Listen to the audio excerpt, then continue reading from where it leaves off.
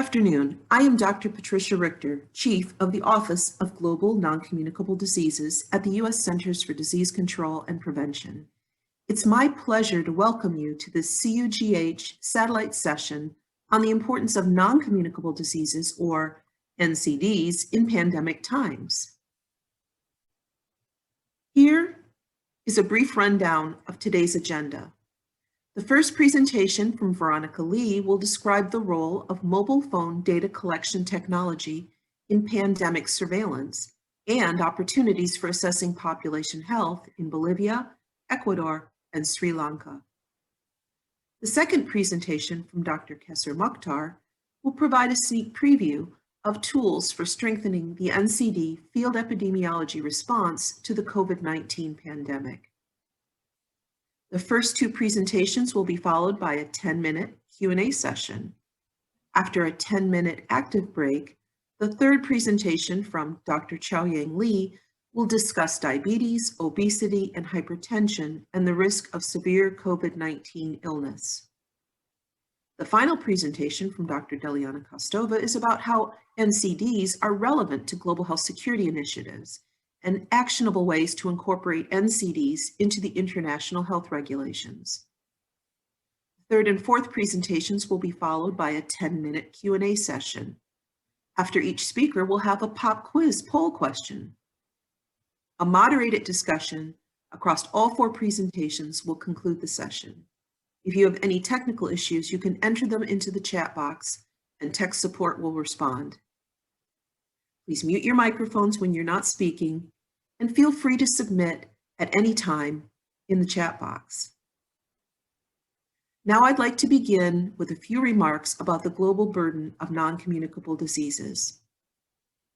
Non-communicable diseases, or NCDs, such as cardiovascular diseases, cancers, chronic respiratory diseases, and diabetes, are the leading cause of death globally and a leading cause of disability. Each year, 41 million people die from NCDs. That is 7 out of every 10 deaths worldwide.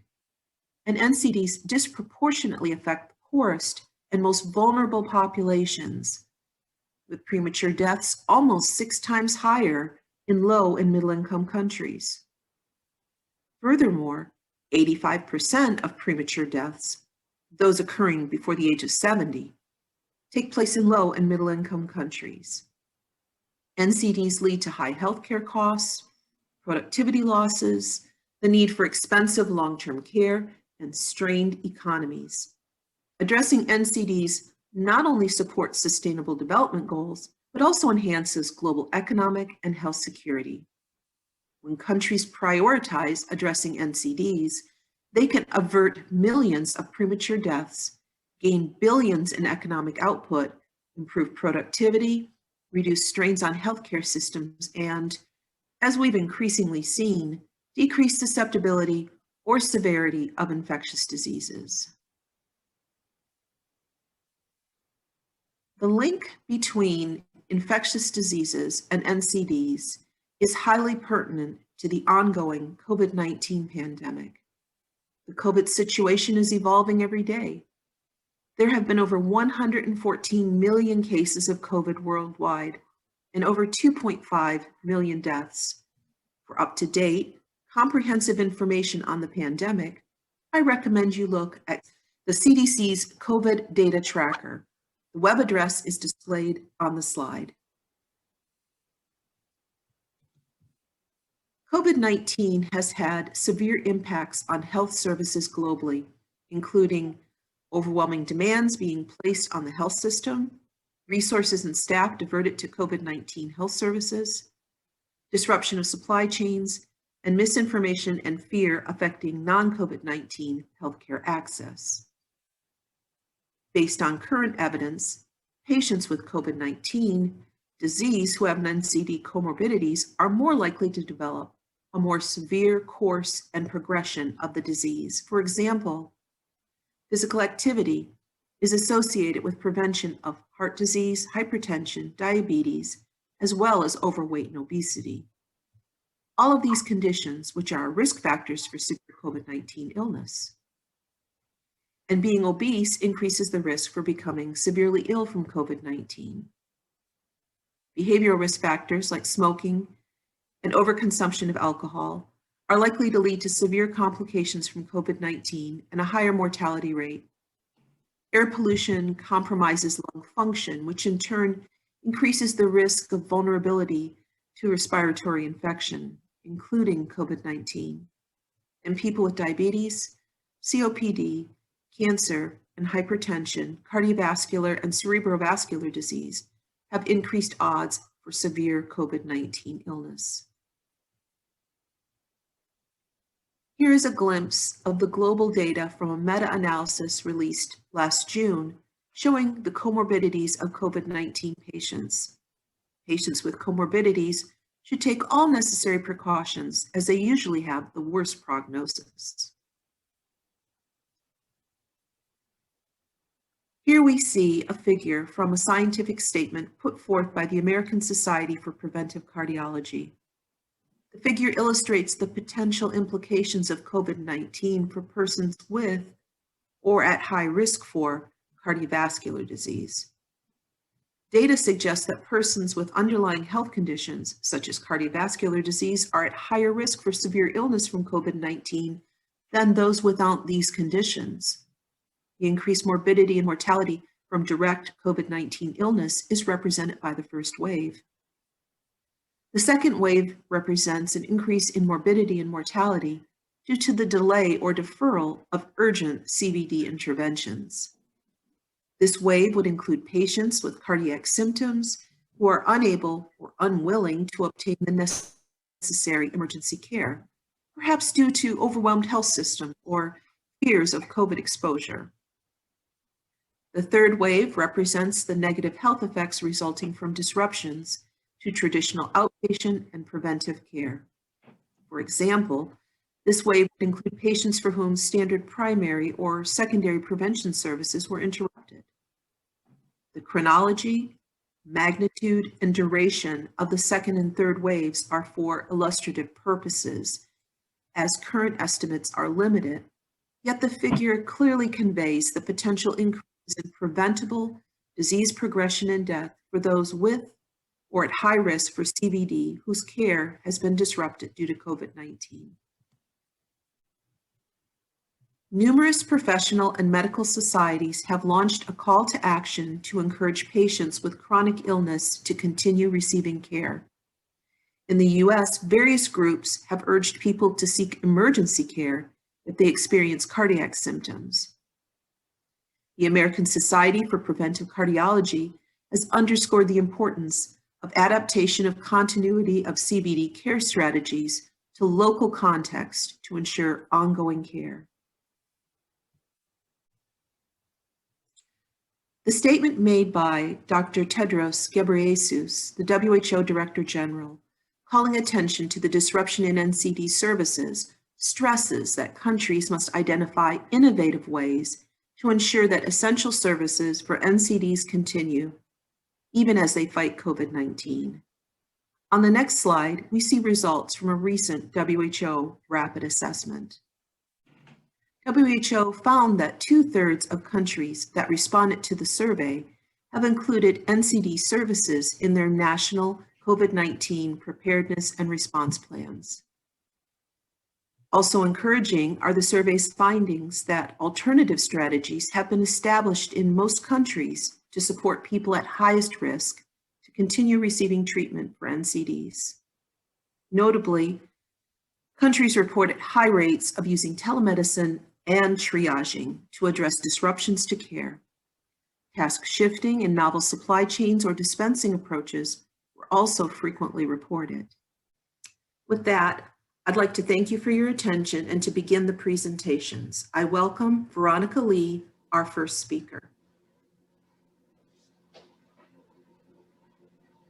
Thanks, Patricia. Next slide, please. So hello, everyone. My name is Veronica Lee, and I'm the surveillance team lead in the Global NCD branch in CDC's Division of Global Health Protection. It's my pleasure to speak with you all today. And I'll be presenting on our experiences with NCD mobile phone surveys during the COVID-19 pandemic, how the need for these surveys arose, the methods, the results, and some of the actions taken as a result of the surveys. And I'm presenting on behalf of the teams in the various countries, as well as our team at CDC who led these surveys. So I would like to acknowledge their work and expertise. Next slide, please. So the COVID-19 pandemic has changed the way data are collected. The UN Statistical Division conducted a survey to look specifically at that impact. And the results from this survey showed that 96% of NSOs, or National Statistics Offices, partially or fully stopped face-to-face data collection because of the pandemic. However, we know that data were and still are needed. Next slide, please. So to monitor and assess the impacts of COVID-19 in lieu of face-to-face surveys, statistical offices around the world have been relying on alternative data collection modes and data sources, as referenced by this survey. Most prominently have been phone surveys at 58%, using administrative data 53%, and then online surveys at 34%. Next slide, please. So by way of background, I've included some advantages and disadvantages of mobile phone surveys, just to provide some context when we compare them to household surveys, which may be more familiar to some people. So this is to help frame some of the work. And I'll walk through some of the advantages in that mobile surveys are cheaper per interview. There are no interview teams and transport is not necessary. These surveys are quick. You can send out hundreds of surveys simultaneously, and additionally, interviewer bias is reduced with this mode of data collection, which is a known limitation in face-to-face surveys. So in terms of disadvantages, response rates for mobile surveys are lower, typically less than 10%. This is in part driven, though, by how these response rates are calculated. So oftentimes cooperation rates are one of the metrics that are used. And really, as these surveys are becoming more standard, the methodology around how to sample and weight them and analyze them is also emerging. Another disadvantage of this mode is around representation. So you must have a mobile or phone rather to respond. Populations without mobile phone access are excluded, but this is really continuing to increase at a fast rate. And then in terms of questionnaire length, mobile phone surveys are shorter. So in public health surveillance, we often talk about fit for purpose, using the right tool for the right task, whether it's a mobile or a household survey or a mixed method of both. And so for the COVID-19 surveillance work, these mobile phone surveys really have been valuable tools to provide quick population level data. Next slide, please. So what I'll spend the remainder of my time talking about will be how we have leveraged some of the existing mobile phone survey work for COVID-19 surveillance, specifically with some examples from Bolivia, Sri Lanka, and Ecuador. And in each of these countries, ministries of health fielded mobile phone surveys as part of the Data for Health initiative or through CDC's partnership with PAHO.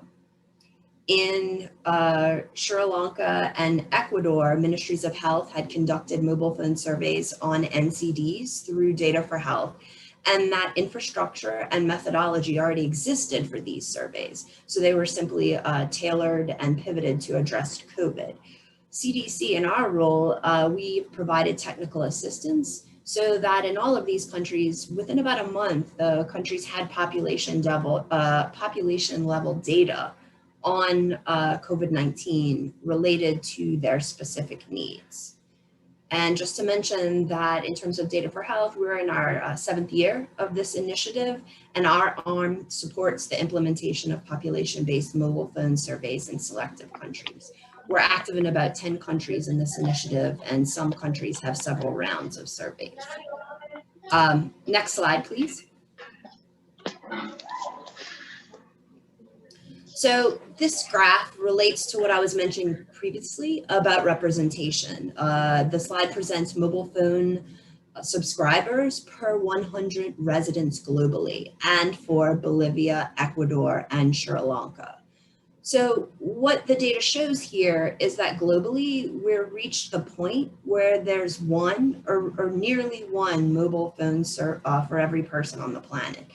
And with the rise of mobile phone penetration, opportunities exist to use mobile phone surveys to collect population level data. Next slide, please. So now I'll talk more about the specific surveys in each of the countries. So in Bolivia, this survey evaluated the impact of COVID-19 on NCDs and mental health. It was fielded in August of 2020. Data collection for this survey lasted approximately 2 weeks. And at this time, there was little to no available data about COVID at population level. So these were the topics that were of interest to the Ministry of Health. The mode of administration for this survey was computer-assisted telephone interview, or CATI, which uses live interviewers to place the calls. The response rate obtained here was 25%, so much higher than the typical mobile phone survey. And this photo shows people on the streets of La Paz wearing face masks during the pandemic. Next slide, please. So diving into the results, when we look at the behavioral impacts of COVID-19, more than 70% of the population reported avoiding public places and public transport because of COVID-19, while 87% practiced social distancing and mask use, which is mask wearing in the past 7 days, always outside of the home, was at 95%. Next slide, please. So regarding living conditions, more than 40% of the population reported reduced income and job loss since the pandemic began. 22.4% actually had someone in their household with reported illness. Next slide. Mental health impacts of the pandemic were apparent, with 38% reporting persistent thoughts of concern regarding the pandemic. And you can see 22% of the population reported anxiety or feelings of sadness. Next slide, please. So when we look at the health behaviors and conditions, we also see some insights in also how NCDs have been impacted by COVID. Current smoking, alcohol consumption, self-reported hypertension, and diabetes were in line with previous country estimates. And of note, more than half of respondents said that they would get a vaccine if available, as well as advise a family member to do so if one was available. Again, providing ministries of health actionable information for planning purposes. Next slide, please. In summary, for the Bolivia mobile phone survey, a high response rate was achieved and found that the majority of respondents reported social distancing and mask use. Mental health impacts of the COVID-19 pandemic were apparent, with more than half of respondents reported acceptance of a COVID-19 vaccine if one was available. We'll note a limitation of the survey was that Indigenous languages were not included in the administration of the survey, but the data were provided to the Ministry of Health to inform planning for COVID-19 and again, provide some of the earliest COVID data at population level. Next slide, please. So the mobile phone survey in Sri Lanka evaluated the performance of a medicine delivery system. So to contain the COVID-19 outbreak in Sri Lanka, an all-island curfew was imposed. And this caused most of the routine patient care services to be interrupted. The medicine delivery system introduced by the Ministry of Health was designed to provide a continuous supply of medicine to the doorsteps of patients who couldn't get their NCD medication because of the curfew during the pandemic. So the Ministry of Health reached out to our team and suggested we collaborate on a mobile phone survey to evaluate the performance of this medicine delivery system. And since NCD meds are for 35 years and older in this population, these were the targeted respondents. The survey was fielded over 2 months using IVR, or interactive voice response. Respondents hear a recorded message, and in this case, it was Sinhala, Tamil, or English, and based upon their preference, respond to the survey. 5,001 interviews were collected with a 4% response rate. The photo here is from a Colombo elevator with riders practicing social distancing. Next slide, please. So now I'll talk a bit about the findings from the survey. So, quarter of the population needed medicine during the time frame, and 18% were aware of this program. 13% used private pharmacies, 4% used government clinics, and 2% used both. Next slide, please. So among those who used the medicine delivery service, the percent who received their prescription within a week using government's clinic was 69.9% and 95.9%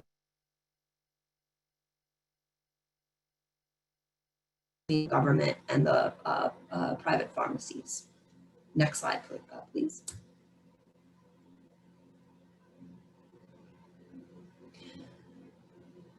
So the distribution of the time frame for medicine delivery among the government clinic population is presented here. So you can see 17% didn't get their medications, while 58% got their prescriptions within a week. And for the governmental clinic population, 64.7% received their prescriptions by post, while 35.3% by health staff delivery. Next slide, please. Perceptions of delivery charges were also assessed in the survey. 42.2% were not charged for the delivery, while 50.5% thought that the charges they incurred thought the charges were reasonable, and 5.3% felt the costs were not reasonable.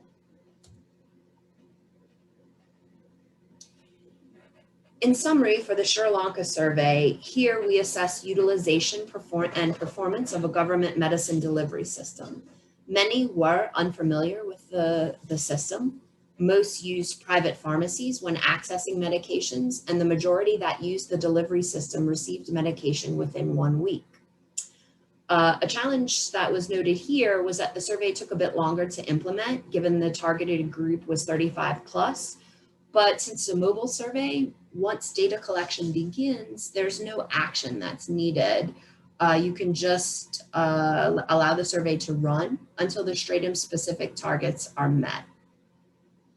So findings from the survey were used to recommend adjustments to the pharmaceutical delivery practices. And the Ministry of Health plans to field another COVID-19 mobile phone survey this month that will look at symptomology and access and barriers to testing to improve and enhance their COVID pandemic response. Next slide, please. So in Latin America, Ecuador has been badly affected by COVID-19. Ecuador's response to COVID-19 began in February 2020 with emergency declared in March of 2020. So since the Ministry of Health had previously fielded an NCD mobile phone survey, they decided to use this methodology to conduct a KAP mobile phone survey of COVID-19 containment measures and symptomology, as well as assess the impact of a social media campaign related to COVID. So 2 surveys were conducted in June and November using IVR among the population 18 and older, with 1,200 interviews in both surveys in Spanish. Response rates for both surveys were 16%. Next slide, please. So when we look at testing, diagnosis, and treatment, significantly more respondents reported receiving a test for COVID-19 at time 2 than time 1. Diagnosis and treatment showed slight increases, although these were not significant. And then just to note, for denominators, the tested are among all respondents, diagnosed are among those who were tested, and then treatment are among those who were diagnosed. So it's a bit of a step down denominator. Next slide, please. So when we look at access to testing, we see that significantly more respondents reported that they tried to get a test in the second survey than the first one. And this makes sense. As the epidemic has progressed, we would anticipate this increase. Reasons for not receiving a test were also assessed, with too expensive decreasing, ineligibility increasing, and availability staying about the same. Next slide. So perception of availability to get a test was similar from time 1 to time 2, as noted by this slide. And this question is asked among respondents who were not tested and did not try to get a test. Next slide, please. So here we see some of the practices related to COVID-19 in Ecuador. And of note is that similar percentages avoided public places and public transport. The percentage of those who avoided social contact, as well as those who wore a mask, increased significantly across the 2 surveys. Next slide, please. And as I mentioned, the mobile survey in Ecuador included questions specifically on a health communication campaign. So after the curfews, which restricted people's movements, ended in September 2020, the government of Ecuador released a new health campaign. It was called Yo Me Cuido, I Take Care of Myself. And it communicated guidelines for preventing the infection and spread of COVID-19 and emphasized the responsibility of citizens for social distancing, mask wearing, and hand washing.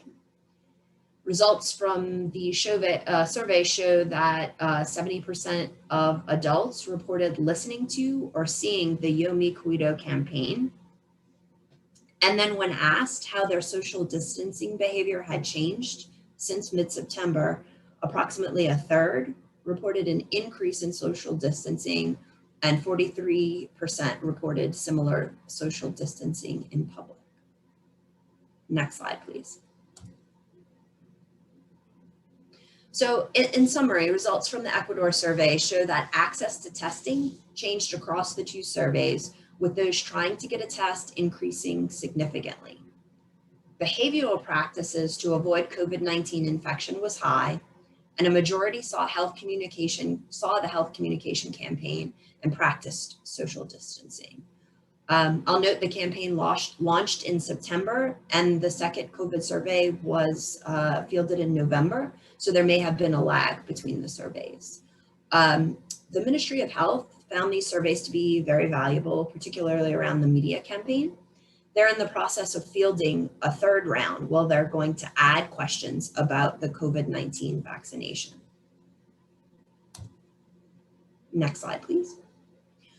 So I'll end my presentation speaking a bit about the impact of these surveys. So presented here are some of the actions taken by ministries of health based on the survey results. The results have been presented within the respective countries, either to governmental partners or to stakeholder groups, such as the pharmacists in Sri Lanka. The results are being published. In fact, the Minister of Health in Ecuador encouraged ministry colleagues to publish these results, to get them out into the scientific literature. So the data are being used. In Sri Lanka, adjustments to the pharmaceutical delivery practices were recommended, as well as to the media campaign in Ecuador. And as I mentioned, repeat surveys are underway. Next slide. So I'll close with a quote from our colleague, Madam Champika Wikram Singhe in Sri Lanka. The quote's been edited, but she noted that often there's a lack of real-time feedback, so decisions are not often based on data. But now with the pharmacy delivery practices, she can use the results from the mobile survey to plan for NCD medicine delivery and distribution during a second wave of COVID. So this highlights how the NCD mobile phone surveys have been adapted for use in the pandemic. And that ends my slides. Over to the next presenter. Thank you. Thank you, Veronica. Now let's do our first poll question and see the results.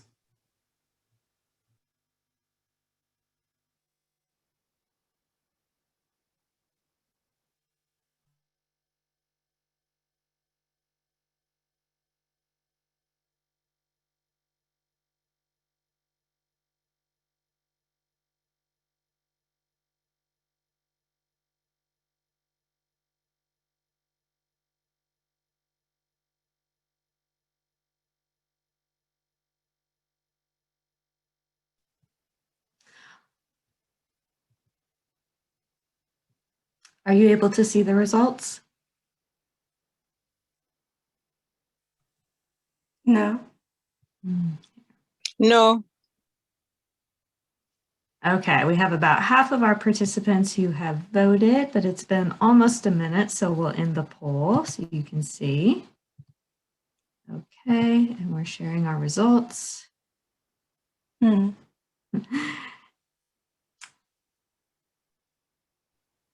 Patricia, how did we do? We had 33% saying 1910, 27% 1807, 13% 1798, and 28% 1865. And the correct answer is 1807. This was a tough. If you have a pop-up blocker, that might prevent you from seeing the results because it's a separate window. All right, thank you, everyone. I'd now like to welcome our next speaker, Dr. Kessler Mukhtar. Thank you, Dr. Richter. And thanks everyone for joining this presentation. So as Dr. Richter and Dr. Lee pointed out, the impact of COVID-19 among people with pre-existing NCD comorbidities is devastating. And pairing the COVID-19 with an already growing burden of cardiovascular disease, hypertension, diabetes, and obesity is like adding fuel to the fire.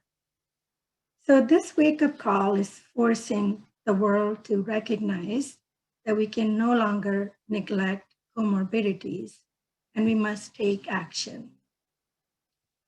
For my presentation, I would like to begin with a brief overview of our work and share actions we are taking to build field epidemiology response to the COVID-19 pandemic. Please note that what I present today are my assessments and findings and may not represent the official CDC position. So I would like to begin by acknowledging the members of my team and partners for the work I'm presenting today. The program implementation and capacity building team strives to improve global NCDs and risk factors by building NCD field epidemiology capacity in low and middle income countries. We do this through training, technical assistance, and partnership. And a big part of this work is funded through a CDC Foundation grant. Next slide, please. So a little bit about the field epidemiology training programs. CDC established the first FETP in developing countries in 1980. Since then, FETPs have been established in over 160 countries and territories. They offer 3 tiers of training, and FETP graduates work at the local, regional, and national levels. Partnering with FETPs is a proven approach because their graduates have the skill to collect, analyze, and interpret infectious disease data using evidence to take quick action and save lives. Therefore, adding the NCD training to their infectious disease curricula can be a win-win in preparing them to support populations experiencing an increase in NCDs along with infectious disease. Next slide, please. Since 2019, our team has helped establish and train NCD cohorts in 4 countries: China, Ethiopia, India, and Thailand. We develop and deliver trainings and provide technical assistance. The NCD field can be pretty broad.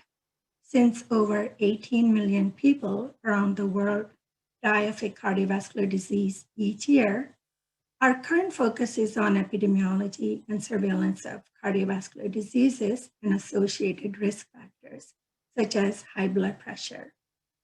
In the past, we focused on training FETP residents, but we are realizing that in order to build sustainable NCD capacity, we must add a train-the-trainer model to our approach and also establish a supportive global CVD network. Next slide, please. So before the pandemic, we conducted in-person workshops using presentations, lectures, and interactive case studies. The pandemic forced us to make many adjustments. Since our NCD residents and mentors are responding to the pandemic during the day, and they complete their required trainings in the evening, we shifted to ongoing virtual sessions and interactive learning, including e-learning. Next slide, please. To ensure that during the pandemic, our residents had access to training materials 24/7, we upped our game a few notches and developed an online self-study course on scientific writing. To make this course relevant to all FETP residents beyond the 4 countries we work with, we designed the course using a mix of infectious disease and NCD training examples. Since the launch in November, we've seen close to 15,000 visits to the course landing page from across the globe, and over 12,000 are unique visitors. Coming in 2021, we plan to add more modules such as how to prepare effective oral and poster presentations. Next slide, please. So this concludes a brief overview of how our team is building NCD field epidemiology capacity in 4 countries. Now I would like to talk about how we are addressing the urgent need of field epidemiology response to COVID-19 and comorbidities. So for over a year now, our NCD residents in China, Ethiopia, India, and Thailand have been applying their infectious disease and NCD skills in responding to the pandemic.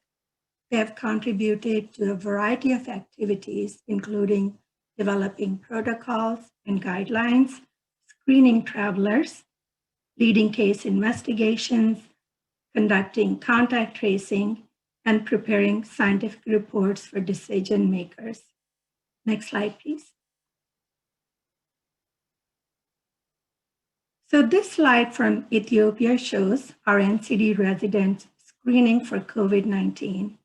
They were in their first year when the pandemic started, and they responded by conducting a number of activities. They conducted NCD service delivery assessment, COVID-19 preparedness, readiness, and response assessment. They supervised the isolation and quarantine site. They conducted contact tracing and trained the local health department in COVID-19 surveillance. They also identified gaps from the NCD service delivery assessment in West Dambia district and found that COVID-19 response plan did not include NCDs. The clinics lacked dedicated NCD units, staff, and up-to-date protocols. And they noticed that triage services were not fully functional. Next slide, please. Here we see NCD residents in Thailand helping each other with a face mask before they head out to a long day in the field. So these are some examples of how our NCD residents have engaged in responding to COVID. Next slide, please. We know that few countries have access to epidemiologists that are trained to handle both infectious and non-infectious diseases. The FETPs have been expressing the need for expanding our NCD capacity efforts beyond the 4 countries for a while. But the pandemic has amplified this need, and their call for help has also become louder and clearer. And no one sees this need more clearly than Dr. Reddy, the director of the TEFINET. He notes that the pandemic has presented an ideal opportunity to address the often neglected NCDs. Next slide, please. So now I have come to the exciting part where I share with you how we are responding to Dr. Reddy's call to action. We needed to act promptly to expand NCD capacity and reach beyond the 4 countries.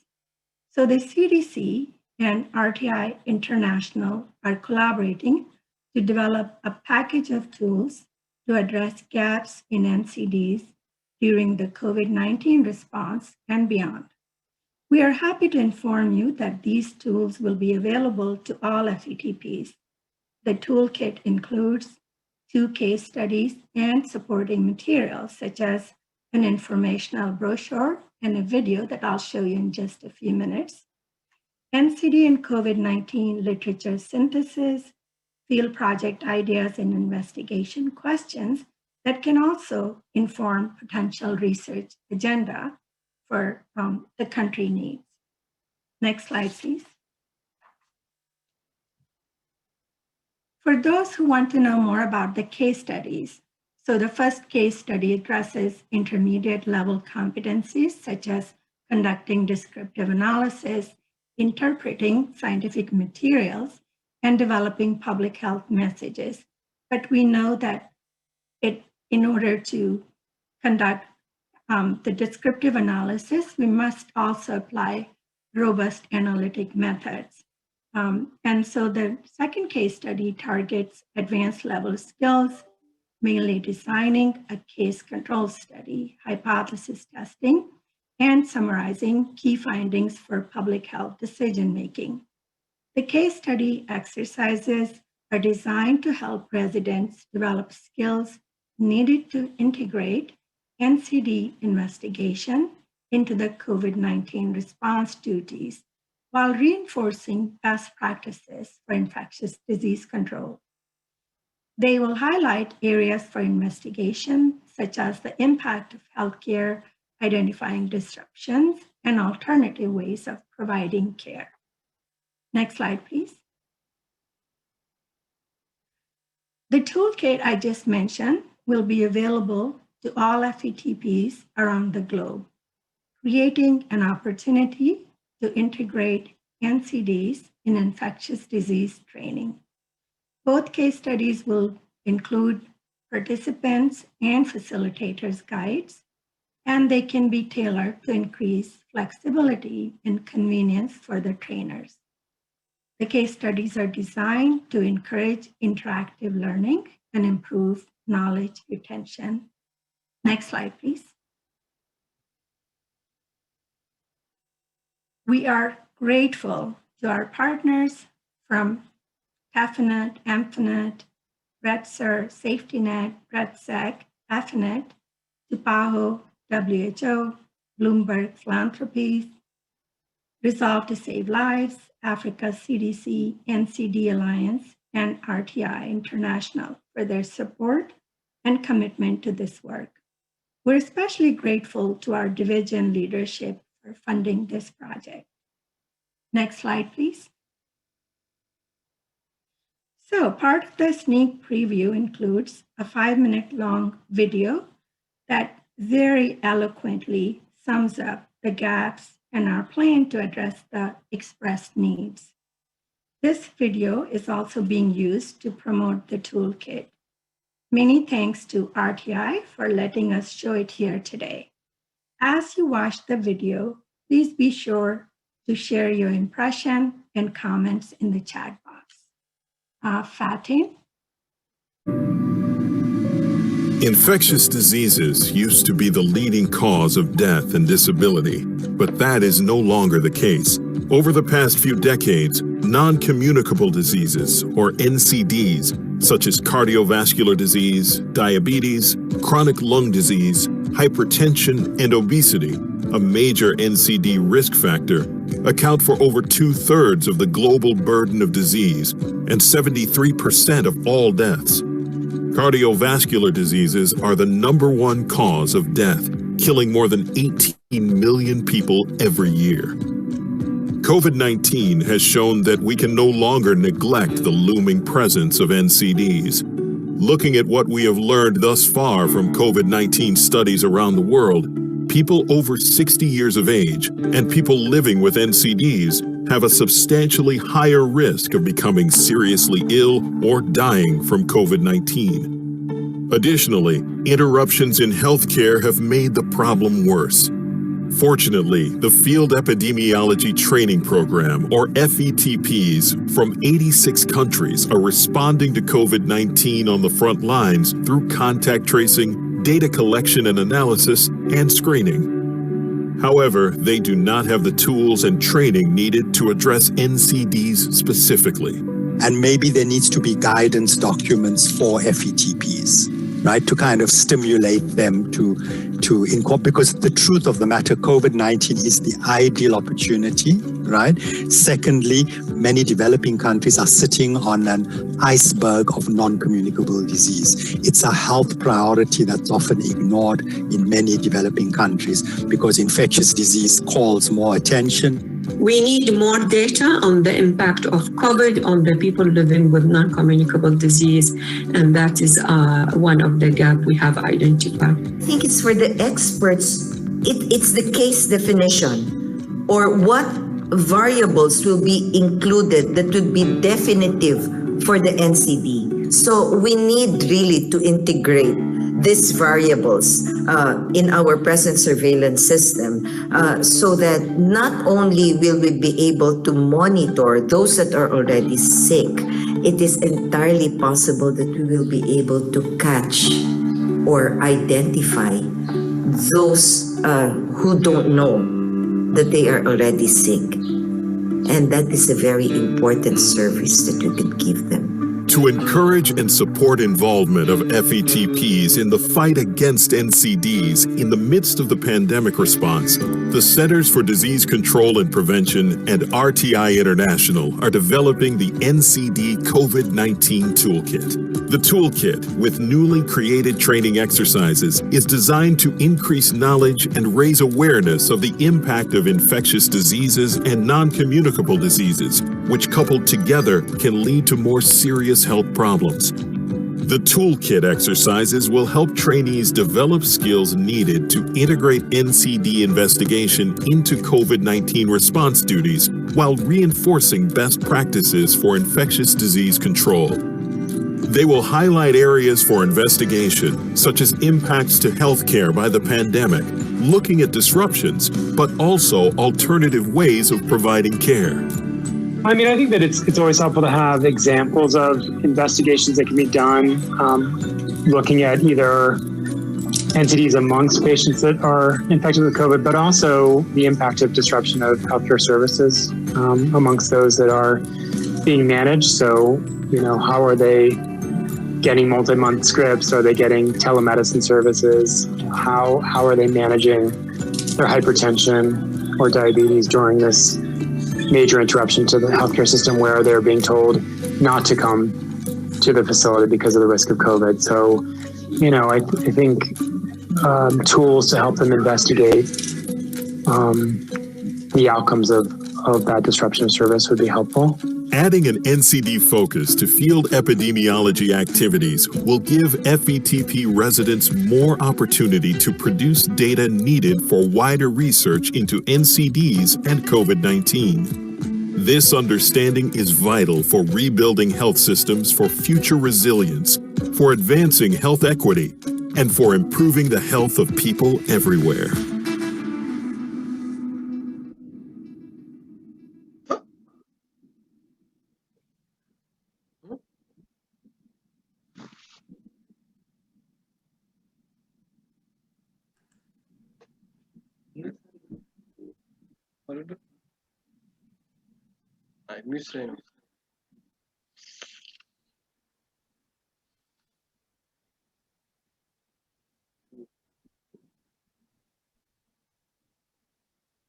Slide 56, please.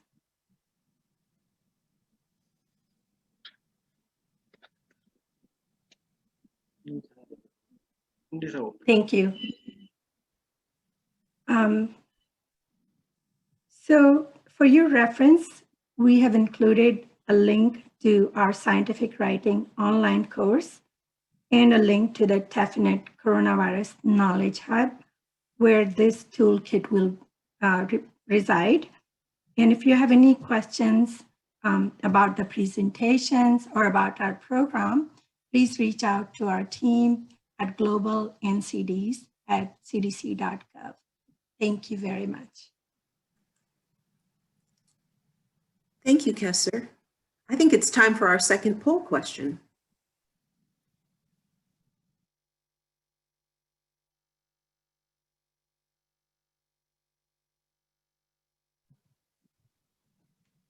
All right, our second poll question is, in what country was the fitness class Zumba invented? So we'll give folks about 30 seconds to respond.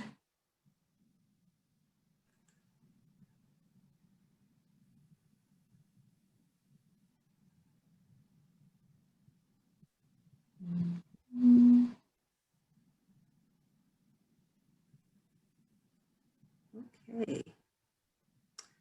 So 17% selected Portugal, 6% United States, 21% Cameroon, and people in the know selected Colombia, 56% is the correct answer. Thank you to our first two speakers and for everyone participating in the pop quizzes. We have 10 minutes for questions. First, are there any questions in the chat box? Yes, we have a number of great questions in the chat box. So I'll start with some questions about the mobile phone survey for Veronica. And we had a question about the response rate, specifically for Sri Lanka, asking, did I understand that the response rate was only 4%? Why so low? And how can one conclude anything meaningful from the Sri Lanka survey? Thanks, Jennifer. So I'll talk a bit about the response rates for the survey. So first, yes, the response rates for the survey was 4%. As I mentioned in the intro, response rates for mobile surveys are typically low, less than 10%. And we would, as well as the growing body of evidence around these surveys, posit that there are value in this survey. The World Bank kind of led the nascent work in the early 2000s on the use of mobile phone surveys at population level. And I think really here is understanding what the surveys are meant to do. They're not to replace household surveys. They're often used to supplement face-to-face data collections in a quick and efficient way. With the appropriate statistical adjustments, we work with our partners to adjust the sample to match the population that they were selected from so that they are representative to that population. We compare the data to other population level demographic sources, as well as the census in the countries, to ensure that these data are adjusted and that they make sense in the context from which they were selected. So in that way, we do think that we can conclude meaningful things for this. And then certainly within the paradigm of the COVID-19, these are a tool that countries around the world are using. And then beyond that, they really are fit for purpose. Thanks, Veronica. Along those lines, we also have a question about participant selection. It's asking, how are patients' numbers selected or obtained? Was it from healthcare facilities? Can you elaborate on that? Sure, happy to do so. So the way that respondents are selected is from a frame of all theoretical numbers. So let's say, for instance, in a country, we know that mobile phone numbers start with 614. So with that, as well as knowing the number of digits within the phone number, we could then create a theoretical list of all possible numbers. Now we know that there will be a vast number of these numbers that will not be working numbers. So we are then able to screen those numbers for active numbers, and then a random digit dialing is used to select respondents for the survey. And in that way, we do not collect, nor do we obtain any personal identifying information. So also just like to point out that it's anonymous data collection, and no identifiers are used. Thanks for that question. Thank you. And we have another question about the sample. They're saying that several rapid phone surveys conducted during the pandemic have grossly underrepresented women or female respondents. Was that the case as well in these surveys? So that's a fantastic question. And I think it's in the methods of how surveys are conducted. So the surveys that we work on, we calculate stratum-specific targets that are based on population. And these are done by age and sex. And the idea is we know what the population pyramid is in a country. And so then we can derive those stratum-specific targets based on those age and sex categories, and screen respondents so that the population that responds mirrors the actual population. So I guess all of that to say is that in these surveys, no, the populations or females are represented in this population. Great. And another question about sampling. What about folks who don't have access to mobile phone services? Was there another method to capture their responses? Again, these are fantastic questions. So no, these surveys are representative of those who have a mobile phone. So people without access to a mobile phone are not eligible to participate in the survey. So that is a limitation of the survey. What we've seen, even over the course of the 7 years that we've been working on this project, and certainly over the past 20 years, is this massive increase in the number of mobile phones. So that is what's getting to this tipping point where to make these surveys approximate a population estimate. But it is true that if a person does not have access to a mobile phone, they cannot respond to these surveys. Thanks. Mm-hmm. And a couple more questions about the mobile phone survey. There's a lot of interest and praise, great presentation. A couple of folks are interested in learning more about ethical approval for the study since there was use of personal information as far as phone numbers. Oh yeah, absolutely. Great question. So all of the countries that we talked about in the presentation, ethical approval or clearance was obtained at the country level. And then CDC, we also have our own process for obtaining ethical approval. And then just to point out that no personal identification or PII is collected. So we don't, in no way do we have a person's name or their phone number collected together or associated with their survey responses. So as I said, we select a theoretical list of numbers, and so we have no names at all that are associated. Just wanted to point that out. Thanks. Thanks. And asking about the scope of the mobile phone survey, if it has been done in West African countries or is the MPS only limited to these 3 countries? I know that, again, great question. We have 10 countries that to date that we have implemented in. We have not worked with countries in West Africa as of yet.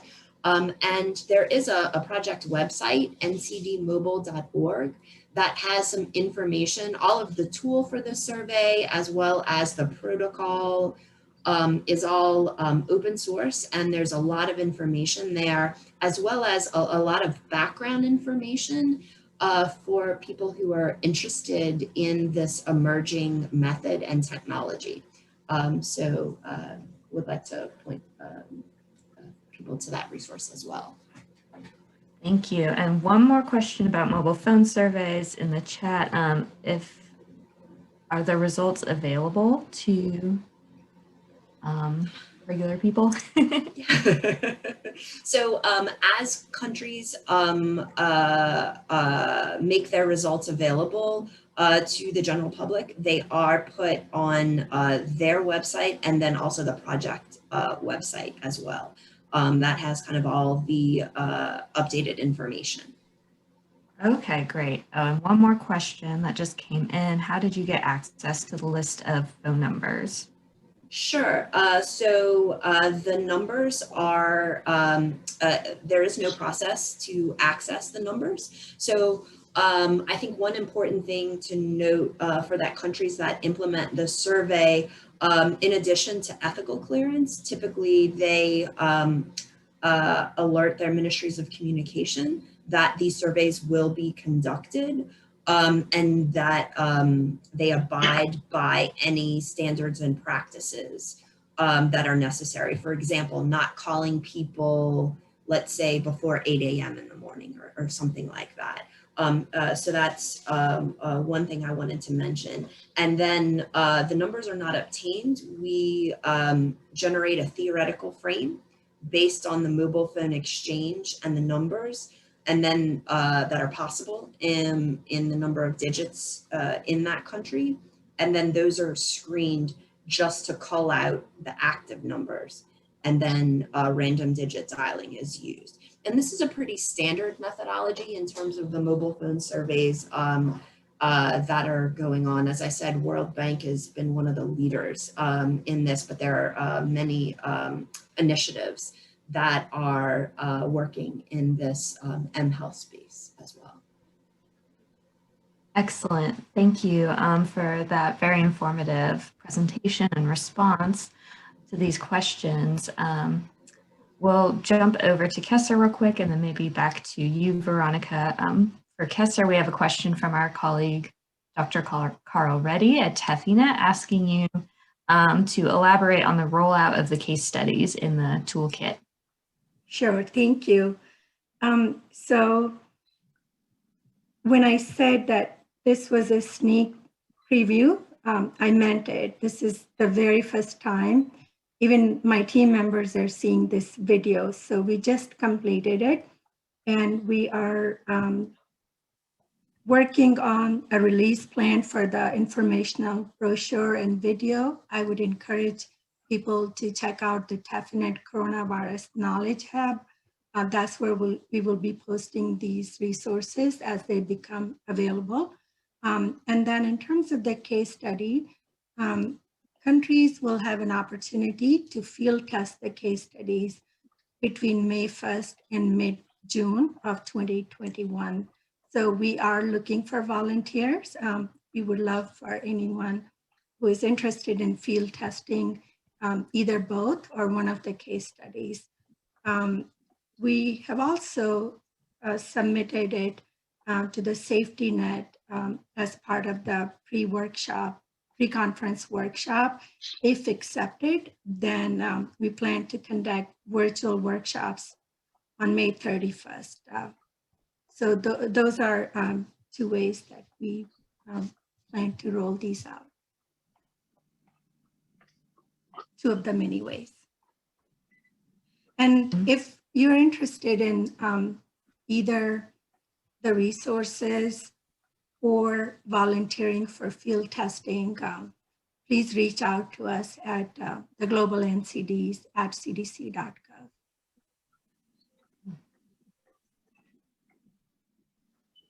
Great. Kessler, thank you so much. We just got another question in the chat. I assume this is also about the mobile phone survey. If one wants to conduct a survey in a country in Africa, who do we contact? Well, thanks for the question. So our website, ncdmobile.org, there are, we've really worked to make this a repository for all of the open source tools, technology, methodology. There are quick start guides as well as videos in YouTube on the process and how a group would go about fielding a mobile phone survey. And there's also a feature within that you can submit questions and kind of build that community of practice. So we're really trying to make this sustainable so that the tools can be available to everyone. So I would recommend that as a great place to start. Great, thank you, Veronica. We have a really fascinating question that came into the chat from Aram Sahir, who's a PhD student in public health at the University of Liverpool, about ethnic inequalities in NCDs and what can health professionals do to address them. But I would suggest tabling that question until the moderated discussion at the end so we can engage with all of the panelists. And Patricia, I'll turn it back over to you since we have exhausted the questions in the chat for now. Thanks, Jennifer. If there are questions in the audience, you can unmute yourself and ask them to either Veronica or Kessler.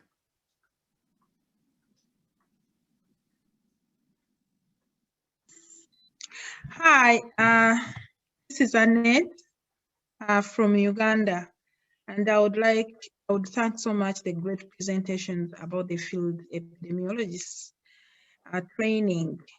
I've been privileged to supervise and mentor some of them at the Uganda Cancer Institute.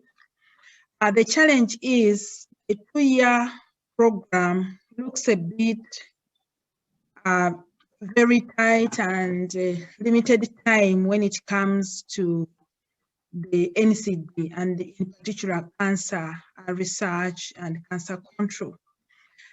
Before they really know what it is all about, the 2 years are over. They take some time to really know all about cancer control and everything.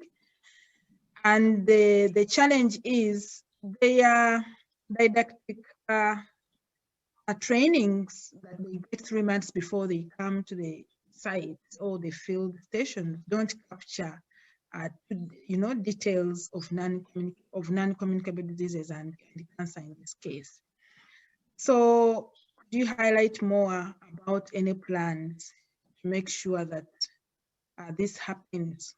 Otherwise, they get so much frustrated when time is running so fast and they've not even developed any research idea because it takes long to get anything out of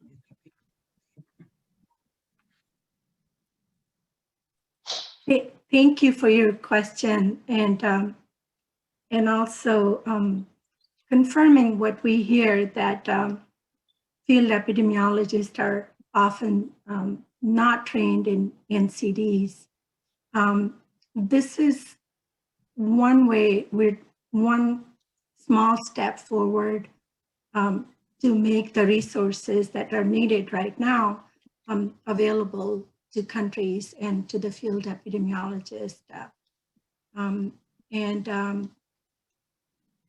I would also like Dr. Reddy, who's on the call, to invite him, and would welcome his comments because I'm sure that he hears it from other countries also.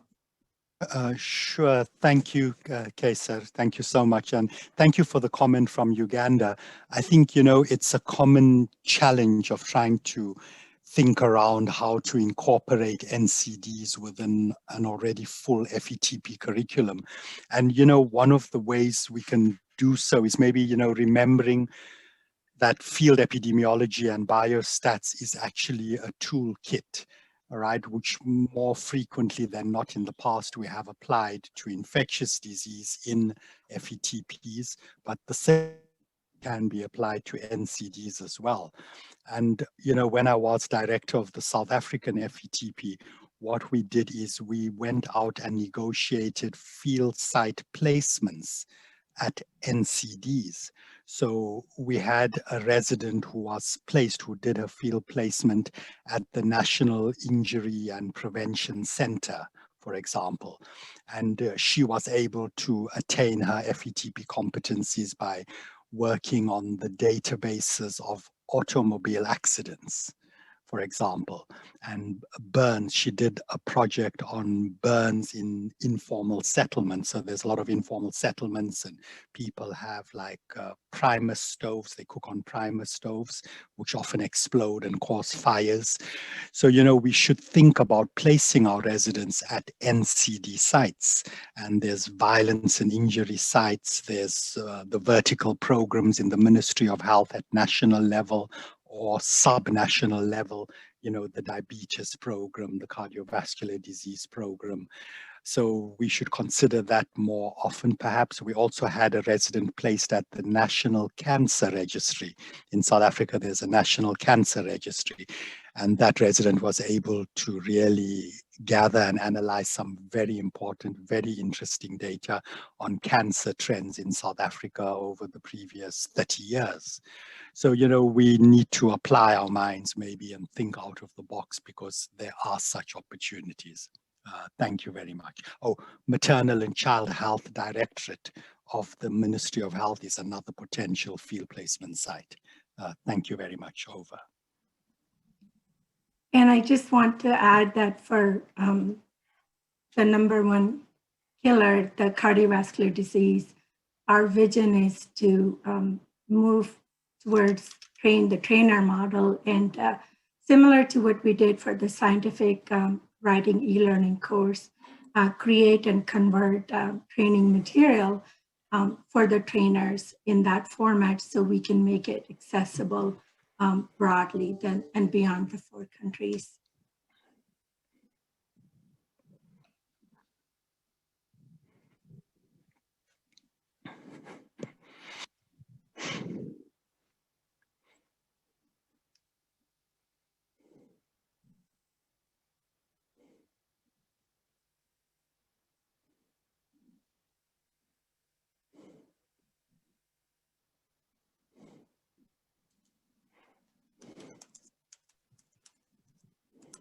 We have a comment from the chat from our colleague Bassam in CDC about one way to train FETPs and NCDs is to consider continuing education courses that graduates can take or summer school courses. So those are great ideas.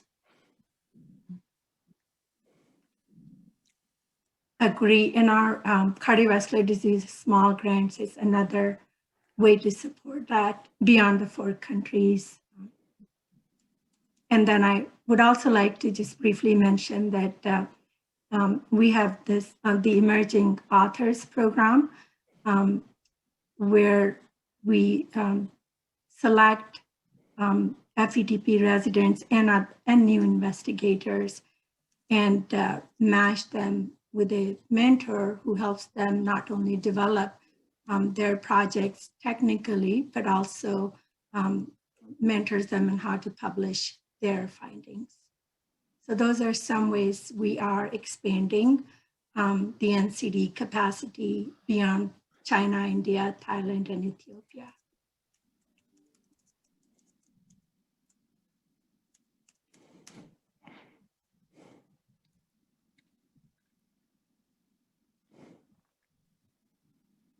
Thank you for some great questions and also for your supportive comments. Appreciate that.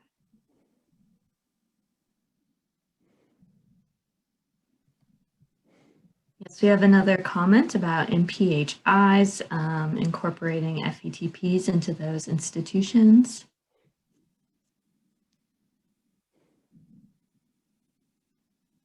But I'm not seeing any other questions. Do we have any questions from the phone?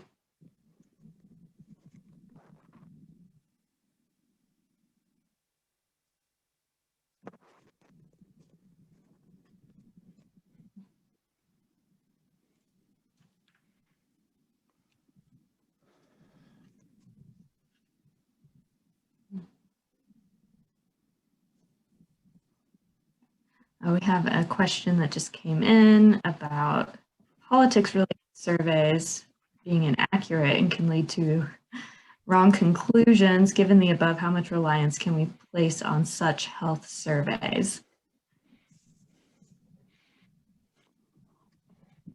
Well, I'll perhaps leave politics out of surveys, but just to say for the surveys that we have worked on, questions absolutely matter, particularly in a mobile survey. They're very short. The questions have to be succinct. Having spent a lot of years working on household surveys, we love to ask long questions in health. And in mobile surveys, you really have to get to a very succinct question. And what we've found that has been quite helpful is to use qualitative methods. So in each of the countries, we conduct a qualitative testing, or to do some cognitive testing rather, on the survey instruments. So they've been contextualized to not only just the local language, but to also, for example, if we're asking about fruits and veg, that we have locally appropriate examples. And then cognitive interviews are conducted with potential respondents across a varying educational background. And then those results are used to tailor the questions. So in this way, we can feel more confident in the questions that we ask and thus the information that we receive. So I hope that answers the question. Thanks. Thanks, Veronica. And somebody's asking about the video and slides being available, and I believe this session is going to be posted on the CUGH website shortly and will be available for a year.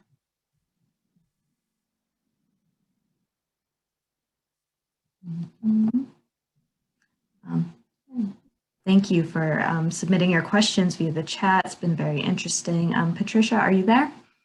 I am, yes. That's been a great discussion, and we're now going to take a quick 10-minute break. We encourage everyone who is able to do some light activity, maybe some stretching, grab a healthy snack. We will reconvene at 3:35 Eastern Time to continue with the second half of the agenda. Thank you.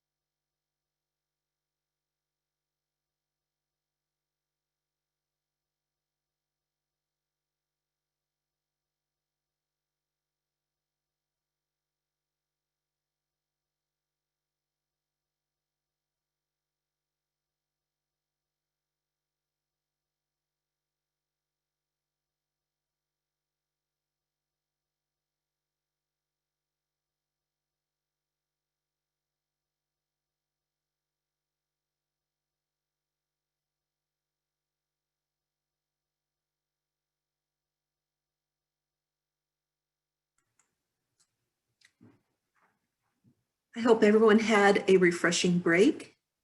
Thank you for joining us for the second half of the session.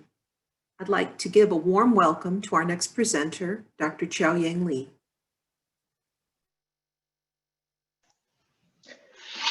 Thank you very much, Patricia. Hi, everyone. We have been conducting a systematic review and a meta-analysis to assess the relationships of diabetes, obesity, and hypertension with the risk of a severe illness among patients infected with COVID-19. This is a collaborative effort among scientists from the University of Oxford, National Autonomous University of Mexico, and the CDC. This project is ongoing, and we are at the early stage for article review, screening, and data collection. On behalf of the study team, I'm presenting our work today with a focus on the protocol. Through this presentation, we hope to increase the transparency of our study, reduce unnecessary duplication of work, and enable collaboration. Next slide, please.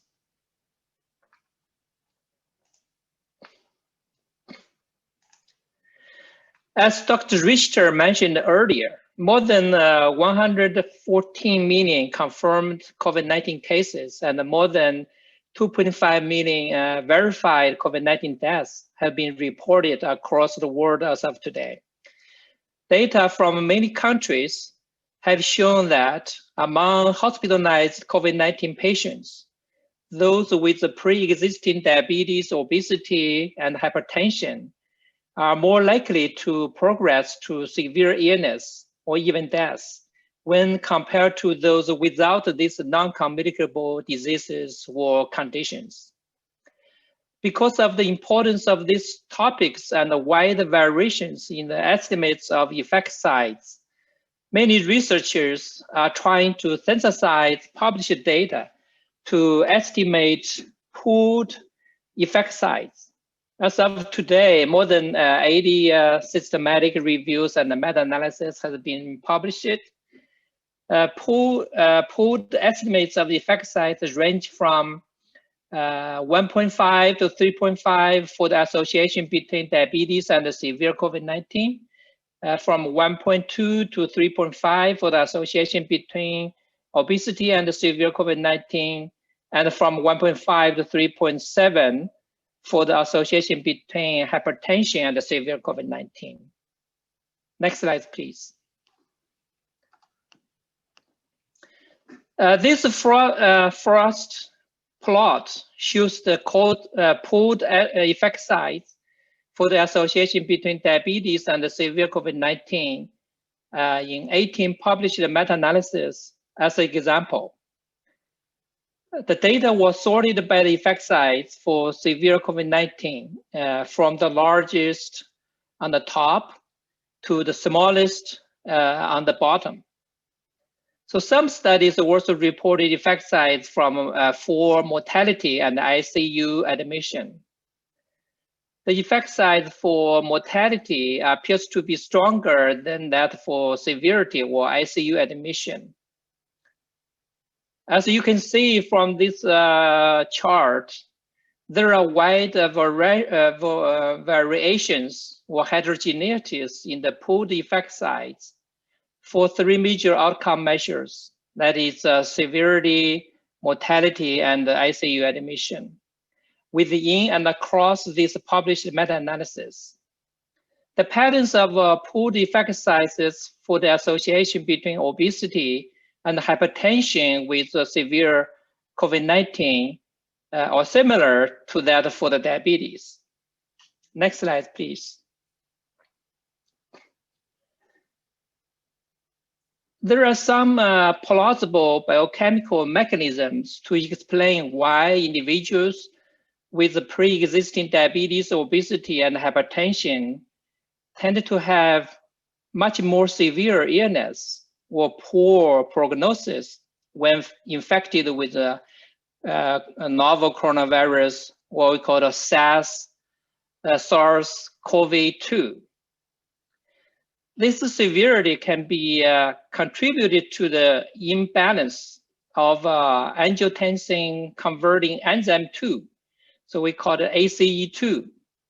The cytokine storm mediated by some metabolic disorders such as insulin resistance, oxidative stress, and chronic inflammatory responses.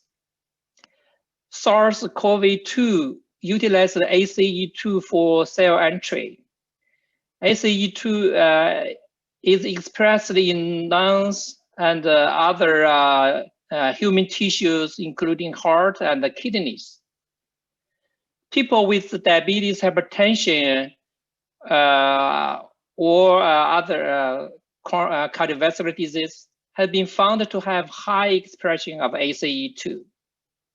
Meanwhile, diabetes, obesity, and hypertension increase inflammation. In addition, some antihypertensive drugs, such as ACE inhibitors and angiotensin receptor blockers, may also impact ACE2 expression. Next slide, please. The wide variation of the pooled effect size estimates in published meta-analysis may be attributed to some limitations. So for example, in some meta-analysis, the number of primary studies were very small. There were also high risk of bias or no quality for some primary studies were included in meta-analysis. So most of primary studies included in current meta-analysis were from China. So more than 80% of the primary studies or the number of patients were from China. So inadequate data on the differences in effect size, inadequate data on the differences in effect size by region or demographic and the socioeconomic characteristics across the world has been observed.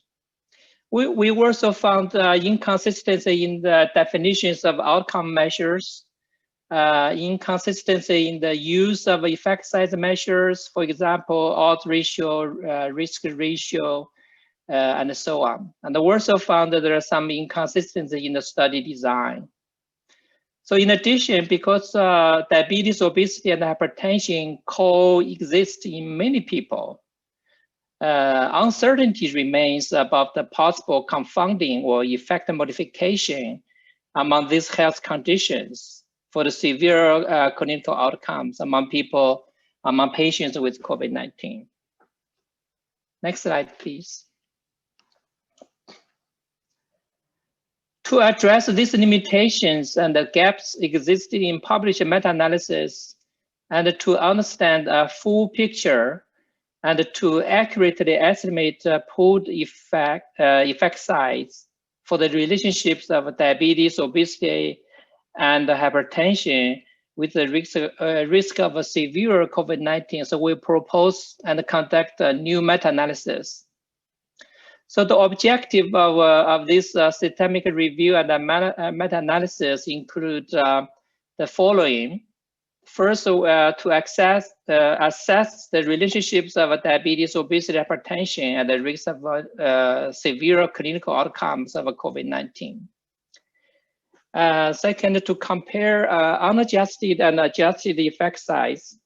So for example, adjusting for demographic, socioeconomic characteristics, and other comorbidities.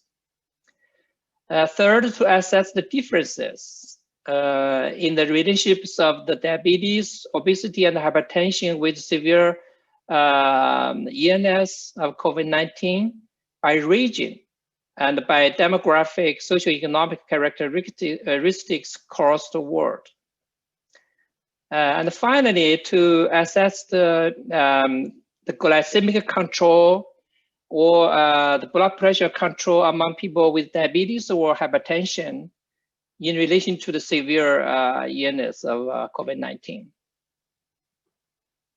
Next slide, please.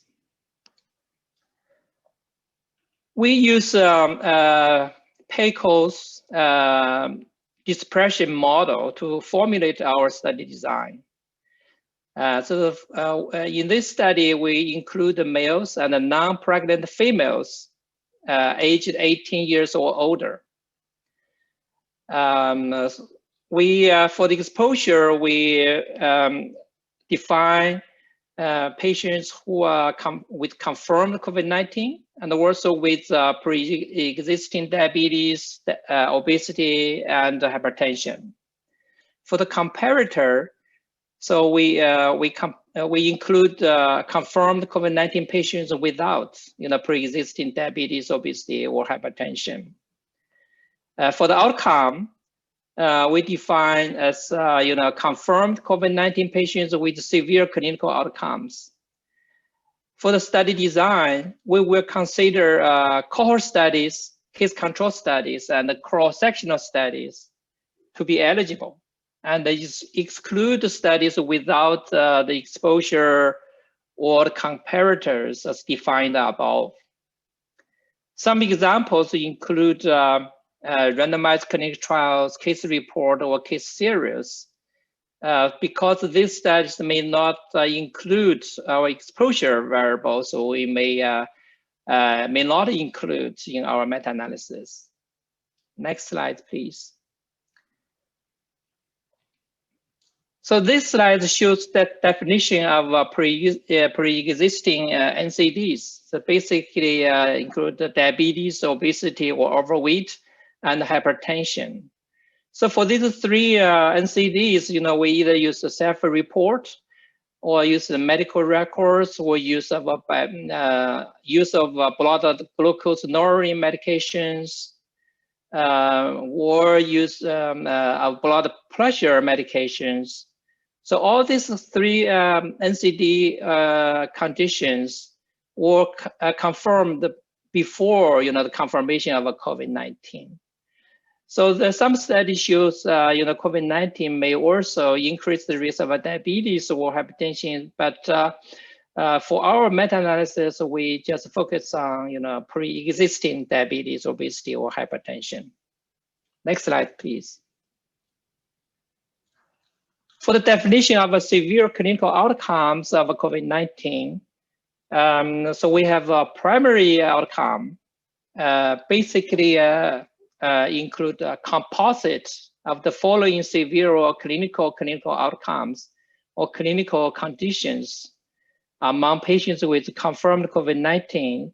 So these definitions were suggested by WHO for use by the member countries.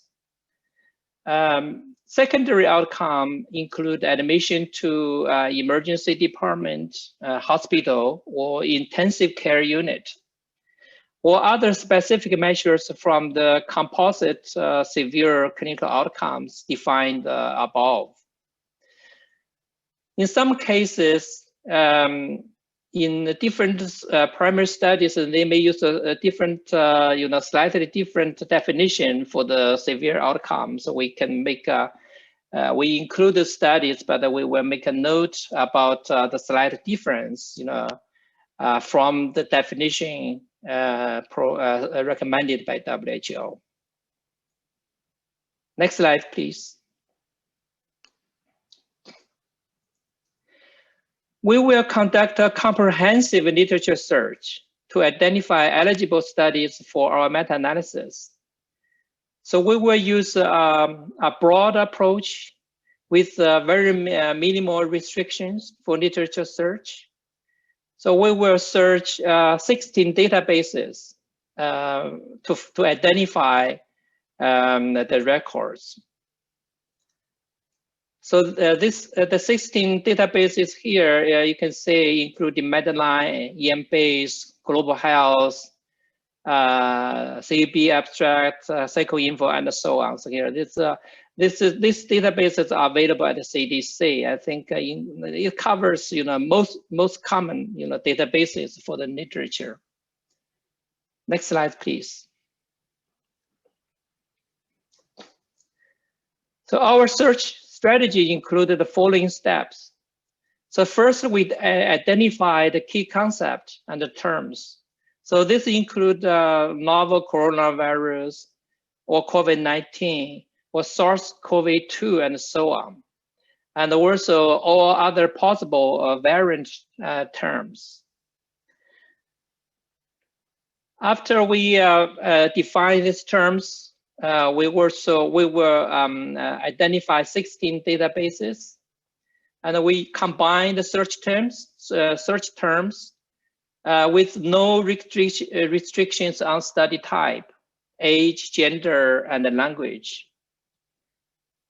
The search strategy was run in 16 databases with technical assistance from a qualified and experienced medical librarian from CDC.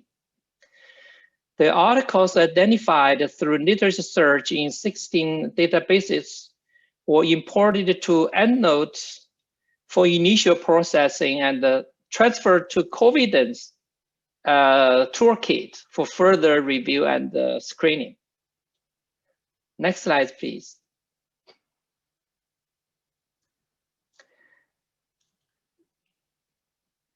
A total of 30,000 articles published between December 2019 and December 2020 have been identified through searching the 16 databases.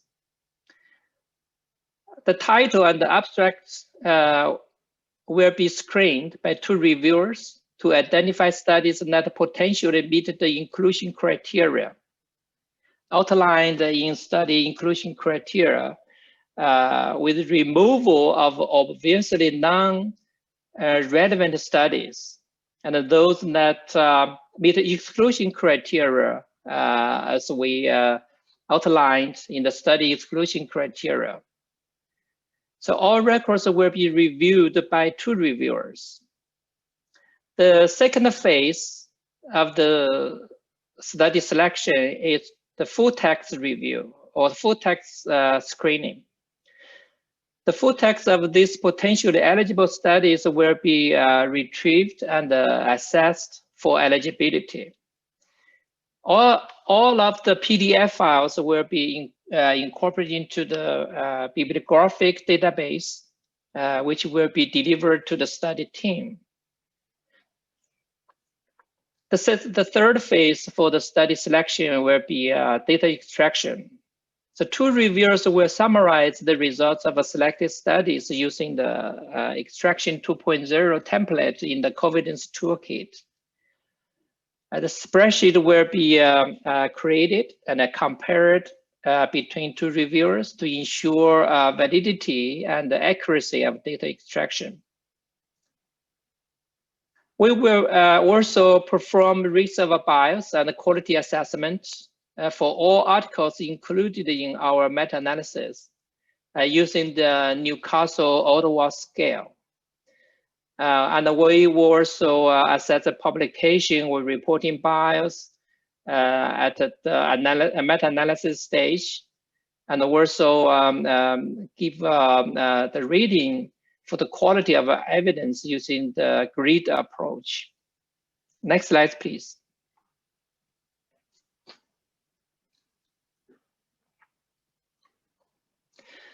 The Newcastle Ottawa scale is a tool used for assessing the quality of non-randomized studies, including systematic review and meta-analysis. So each selected study will be reviewed by 2 reviewers for the risk of bias and the quality assessment using this scale independently.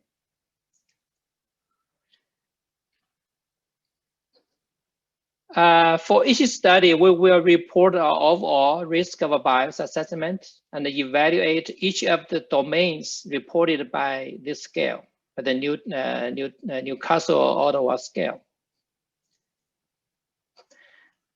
This scale uses a star system to assess the quality of a study in 3 domains, 3 domains, including selection, comparability, and exposure or outcome. So exposure or outcome. So you can see here for kids control studies or core studies or cross-sectional studies. So the total score or stars will be 9 for each type of study. So the maximum number of score for selection is 4 stars.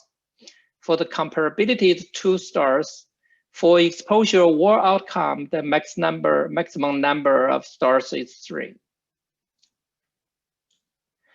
So, the studies with a score of for 8 stars or higher will be considered having a low risk of a bias or high quality, defined in our meta-analysis. Next slide, please.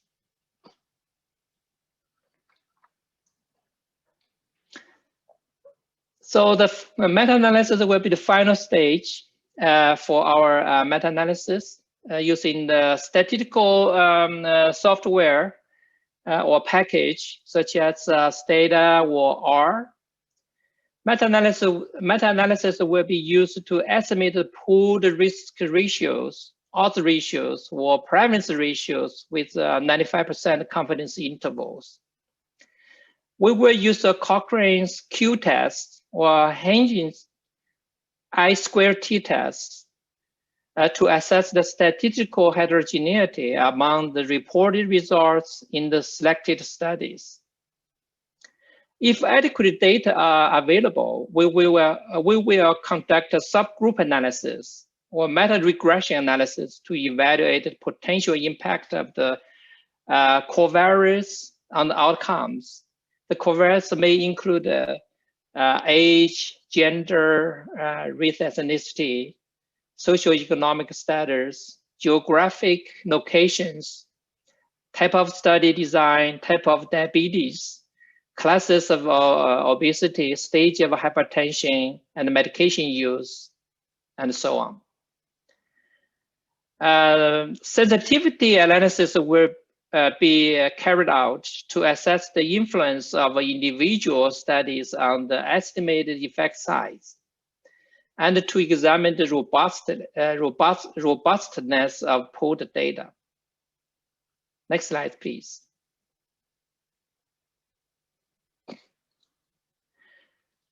Since our study was reviewed for human subjects, concerns by CDC, Center for Global Health, and determined to not represent human subject research because it used data from published studies. Therefore, patients and the public will not be involved in this systematic review and meta-analysis. However, once our findings are disseminated, it will be shared through social network. So this protocol has been registered at a Prospero database. We plan to publish results in open access peer-reviewed journals and present at international or national conferences. Next slide, please. I'm very grateful to the collaborators for their expertise and the contributions to this project. So listed here, collaborators initiated the project. So two scientists from University of Oxford, Dr. Islam and Dr. Ghsa. One collaborator from Mexico, Dr. Gutierrez, and 3 collaborators from CDC, including Dr. Moliner and Dr. Richter. And recently, 3 more collaborators, 2 from Mexico, 1 from University of Oxford, have joined the study team. So they will contribute to the article review, screening, data extraction, statistical analysis, and the manuscript writing. So I'm here. I thank you. Thank my collaborators, for their contribution to this project, and also thank you very much for your attention. Thanks. Thank you, Xiaoyang. Can we have our third trivia question?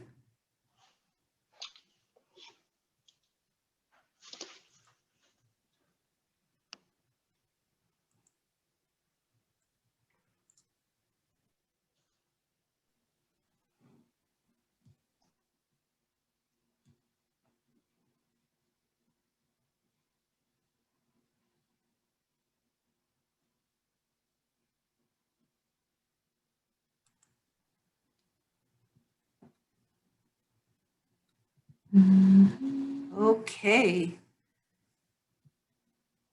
We had 9% thinking that there were only 39 grams of sugar in a can of Coca-Cola. 52% were not so optimistic and thought 125 grams.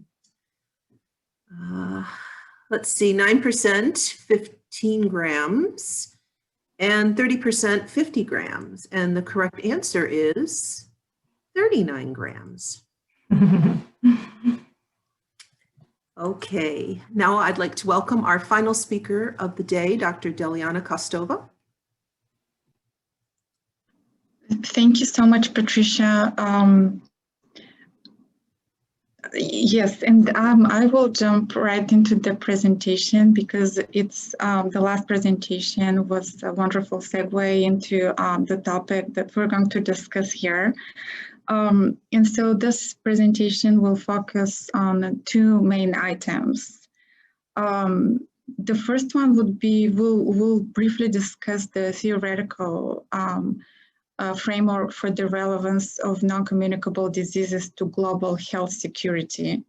And then afterwards, we'll talk about actionable ways to reflect this relevance in global health security policy approaches.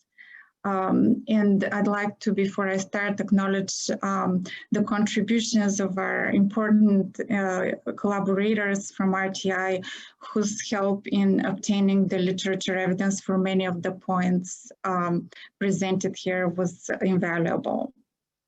And so what is the motivation for thinking about this issue? Well, essentially, we all know that the traditional approach to thinking about pandemic preparedness globally has a mostly singular focus on infectious disease containment. But as we've seen with the ongoing pandemic and even with previous pandemics, within a few months of its emergence, we observed and documented disproportionate rates of hospitalization and death for a wide variety of pre-existing chronic conditions, hypertension, diabetes, and so on. Given this convergence and what we call even a syndemic convergence between non-communicable disease pathologies and infectious outcomes, how do we formalize thinking about non-communicable diseases in the pandemic preparedness context? Next slide, please.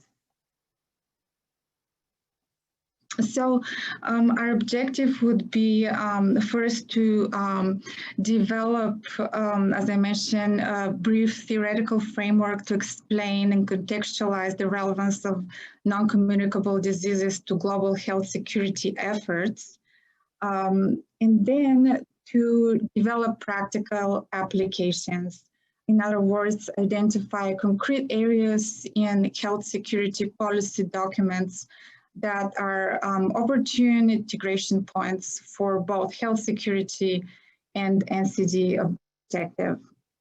And so with regards the second point, I'll just here briefly give a brief history about what policy documents we are referring to here. Now, many of you could be familiar with the International Health Regulations, also known as the 2005 IHR, which were introduced by the World Health Organization in 2005 as a cross-country diverse set of approaches specifically intended to reduce the impact of international public health emergencies.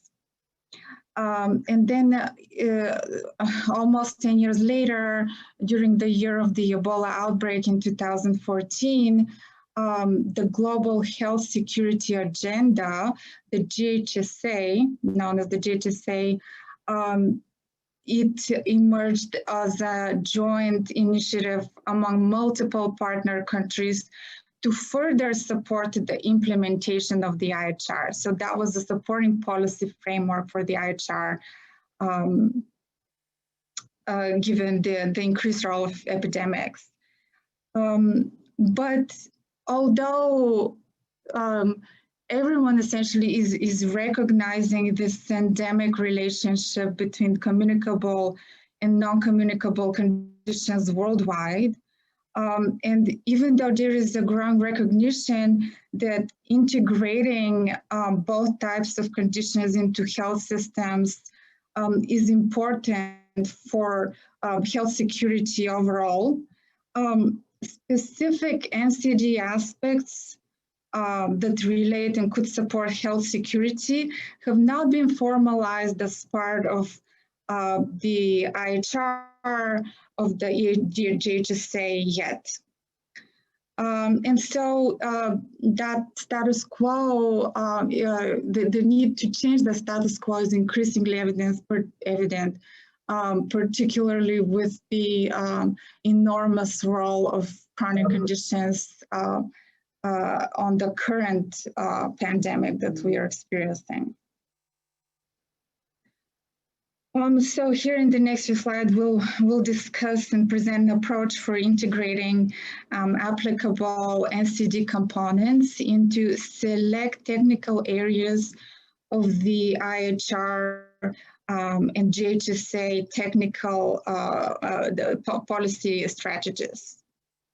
And that would be done with the goal of maximizing the reach of global health security where infectious threats and chronic disease burdens overlap. Next slide, please. So I mentioned briefly the theoretical framework for thinking about the relevance of non-communicable diseases in the policy approaches for pandemic preparedness.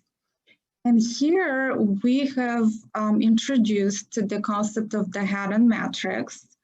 And essentially, very briefly, I'll cover it. I won't go into much detail here, but this is a conceptual tool which provides the framework, a conceptual framework of thinking about the circumstances before, during, and after an emergency event. And so this was a tool developed all the way back in the 1970s for providing this conceptual framework before, during, and after any emergency event. And it has been applied to disease outbreaks. And when it is applied to disease outbreaks, the Haddon matrix classifies 3 event phases: pre-event, event, post-event, across 4 interacting elements. And those elements are the host population, the disease agent, the physical environment, and the social environment. And here in the table, we have specific examples of how those different elements overlap. And I'll leave it there for people to ask questions or refer to it later. But we will refer to this matrix briefly also later when we talk about specific approaches. Now, the important takeaway to have here is that non-communicable diseases play a role across all elements of outbreak preparedness and response, and they affect a range of factors from host susceptibility to pathogen performance and virulence, to health system capacity for addressing health threats, and overall that environment, physical and social environments contained therein. Next slide, please. Okay, so again, going back to the Global Health Security Agenda, the policy document, it is organized around 8 major areas for action, and they're called action packages to advance the objectives of the IHR.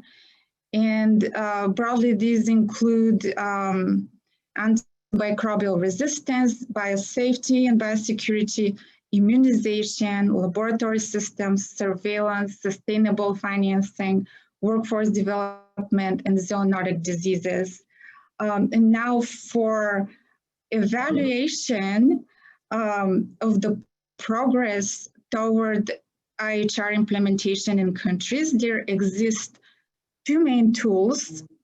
One is the Joint External Evaluation, the JEE, which is a voluntary external assessment created under the IHR monitoring and evaluation framework, and the mandatory IHR state party self-assessment annual reporting tool. So 2 evaluation tools. We'll refer to also how to use those in the practicable implementation. But not all of the areas that are, not all of the action packages that are contained in the GHSA are equally suited to assimilating NCD-related components, but through this research and study we've conducted, we identified 6 specific GHSA action packages that could be well positioned to incorporate NCD interventions. And these are listed on this slide, and they are surveillance, workforce development, laboratory systems, immunization, risk communication, and sustainable financing. So next slide, please. So we'll go through each one of them and discuss actionable items for how to integrate or how to discuss integrating NCD component into each of these action packages. So the first area is surveillance. Now, NCD surveillance within the HERA matrix framework that we mentioned before, it applies across the board to the pre-event, event, and post-event periods of the host population element, because it tracks the underlying comorbidities in a population before outbreaks. During outbreaks, it helps to identify high-risk groups for vaccination or adverse reactions. And then following an outbreak, it informs chronic health complications and long-term health effects connected to the outbreak. And so, although global health security policy documents and strategies have traditionally focused on the surveillance of epidemic-prone diseases, the rising burden of NCDs has provided a strong incentive to include coverage of NCD indicators in health surveillance programs. And one example of that is what's called the Integrated Disease Surveillance and Response Plan, which is the surveillance strategy in African countries, which has been, since its inception, revised to add priority NCD indicators on hypertension, diabetes, mental health, and malnutrition. So that's one example of incorporating chronic disease elements in standard surveillance systems. And then we also have something called syndromic surveillance, where data, health indicators data are collected at points of care. So when people come in for healthcare, the data is collected from those persons attending, going into health institutions. So it's not randomized. But it can be and has been used in many countries to track non-communicable disease indicators in the absence of traditional randomized surveillance. And so for this action package, one actionable item is literally as simple as adding indicators related to NCDs to existing surveillance systems, much as the Integrated Disease Surveillance and Response Plan has done in African countries. And also, it would help if tracking of these indicators was prioritized in the monitoring evaluation tools for the IHR, such as the JEE. So formalizing that within those formal policy strategies as an important component. Next slide, please. The next integration area is workforce development. And again, here we heard a lot about the importance of the field epidemiology training program as a mechanism for training applied epidemiologists globally. There, an important actionable item would be including NCD curriculum or practice and instruction on obtaining and analyzing local NCD surveillance data. And another possible integration point is training for community health workers. Now we know community health workers that are at the front lines of the response to infectious disease outbreaks, of immunization events, and preventive services also. So NCD appropriate training of community health workers alongside their traditional task with immunization and infectious disease control can contribute to improved diagnosis and management of basic chronic conditions like hypertension. But this resource has remained underutilized in many countries. Next slide, please. The next area is the area of laboratory systems. Now we know that laboratory systems is a priority action package in global health security policy documents, because infection control is fully contingent on efficient pathogen identification. And the JEE evaluation tool provisions for a set of 10 core diagnostic tests as a threshold for essential laboratory capacity in countries. And out of these 10 core diagnostic tests, the countries need to have 6 are recommended and 4 are up to country discretion. And so those 4 that are up to country discretion could be, if appropriate to the country's priority, be tracking NCD indicators for JE as part of the JE diagnostic test goals. And some of those include, for example, testing for creatinine for kidney disease, cholesterol, for dyslipidemias, and hemoglobin A1C for diabetes. So those are very standard tests that could be in part of the 4 optional laboratory tests that the IHR and the JE track. Next slide, please. The next year is immunization. Immunization is, of course, the workhorse of infection control. So it's a primary component of the global health security agenda. And the JEE emphasizes the tracking of immunizations for epidemic-prone diseases. But here, adding a focus on vaccination against infectious pathogens that also result in chronic conditions represents a unique opportunity to incorporate and deliver NCD preventive services through national immunization networks.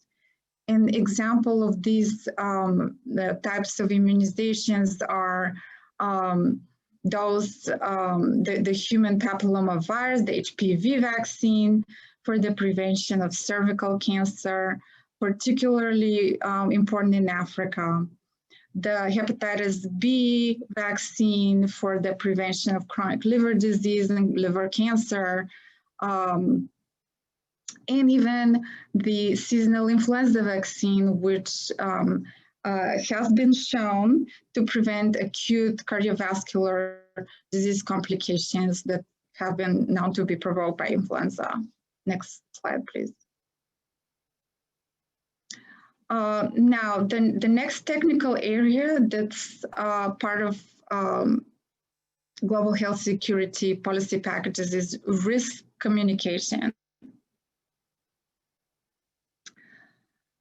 So risk communication applies to the pre-event and event periods of the physical environment element in the Hadron matrix, where it represents the development of infrastructural capacity for distributing public health information. And policy documents like the IHR emphasize the establishment of channels for communicating disease risk and disease containment approaches with the public. And here, one actionable item for integrating NCDs, including NCD-related information in emergency risk communications plans, communicating vulnerabilities that are related to multimorbidities, the importance of maintaining emergency medication supplies in the event of a pandemic emergency, a variety of factors which actually many countries have been employed successfully during the course of the COVID-19 pandemic. Next slide, please. And last but not least, the area of sustainable financing is also an important area, an opportunity for integrating non-communicable disease approaches within health security. And sustainable financing is in fact emphasized by the Global Health Security Agenda because it highlights the importance for establishing channels for sustaining financing for health security to close gaps in health security funding that inevitably become a factor at some point or another. Now, this is an important element because it impacts resource availability for health security. But we know now that resources for health security are not fully separable from broader public health objectives because both exist within a shared health system infrastructure. And for example, key health system attributes that are important for pandemic preparedness they're essential ingredients for primary care and non-communicable disease prevention. And those are, for example, access to medical supply chains, access to care, and so on. So these shared ingredients make it hard to separate the issue of sustainable financing for just health security. And that's where the integration between the two is perhaps most important. Here, actionable items are, once we recognize the shared foundation for pandemic preparedness and health system strengthening, then actionable ways are easier to find. And for example, coordinating shared procurement mechanisms for essential medicines and supplies. There have been examples of successes there with the Ghsa strategic funds where shared procurement across essential medicines lowers prices and can increase efficiencies sometimes. And another overlap that can be utilized to strengthen the sustainability of health security funding is using a very common NCD prevention tools as a health security funding source. And we can talk there about earmarking funds from tobacco taxes, alcohol taxes, sugar taxes that are commonly used as public health levers in countries. And countries have been known to utilize funds from those types of fiscal sources as support for other health areas. And in this case, they could be earmarked for global health security priorities. Next slide, please.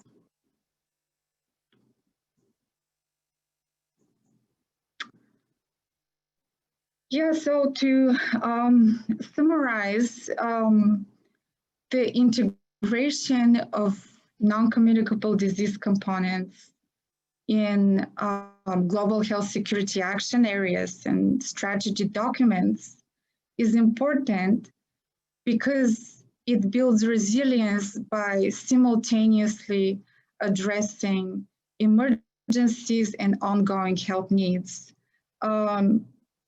It's important because it recognizes the syndemic nature as illustrated by recent pandemics.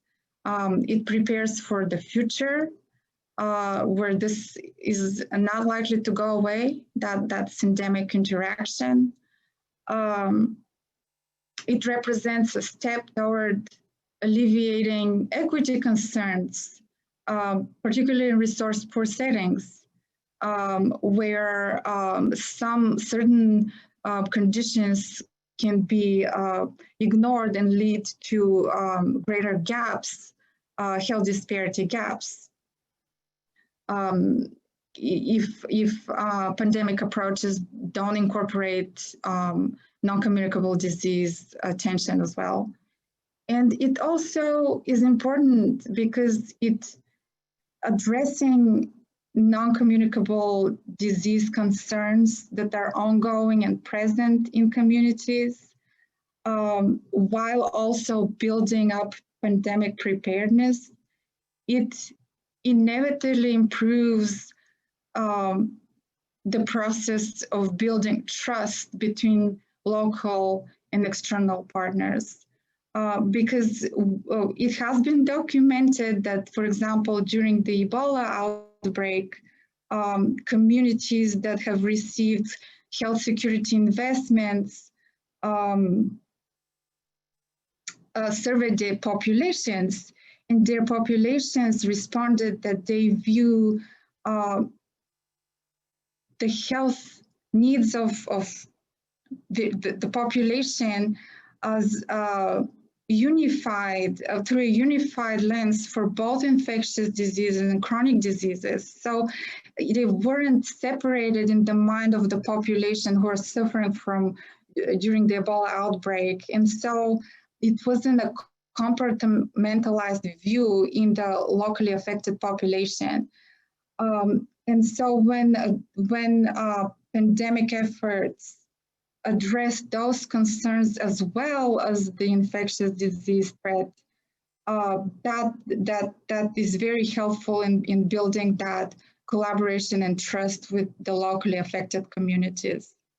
And this helps with accomplishing the overall health security goals that we strive to strengthen. Now, of course, there are barriers to incorporating these elements.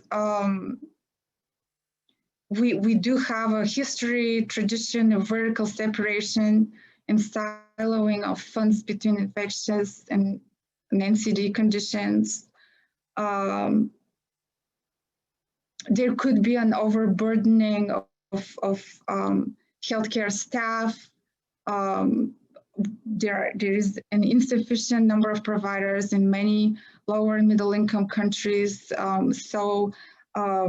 This transition of integration could create that bottleneck of providers.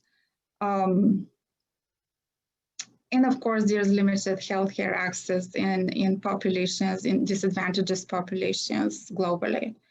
That needs to be addressed as well. And this is where I'll stop and just thank you for your attention. Thank you, Daliana. I'd like to go now to our final poll question.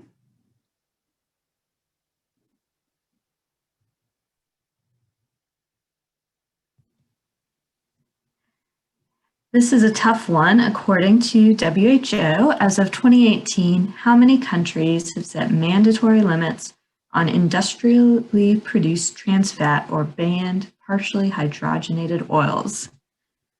So we'll give folks a few more seconds to submit their answers. Okay, sharing results. Okay, 22%. Selected 10 countries, 43%, 23 countries, 27%, 41 countries, and 8% optimistically said 76 countries. And the correct answer is 23. So a very informed audience here. We now have 10 minutes set aside for question and answer. Very impressed with everyone's performance. Yes. So 10 minutes set aside for question and answer for Dr. Lee and Dr. Costova. First, are there any questions in the chat box? Yes, can you hear me? Yes. Yes, we have a couple of questions for Chao Yang about the study protocol. The first one is, who is conducting the literature search?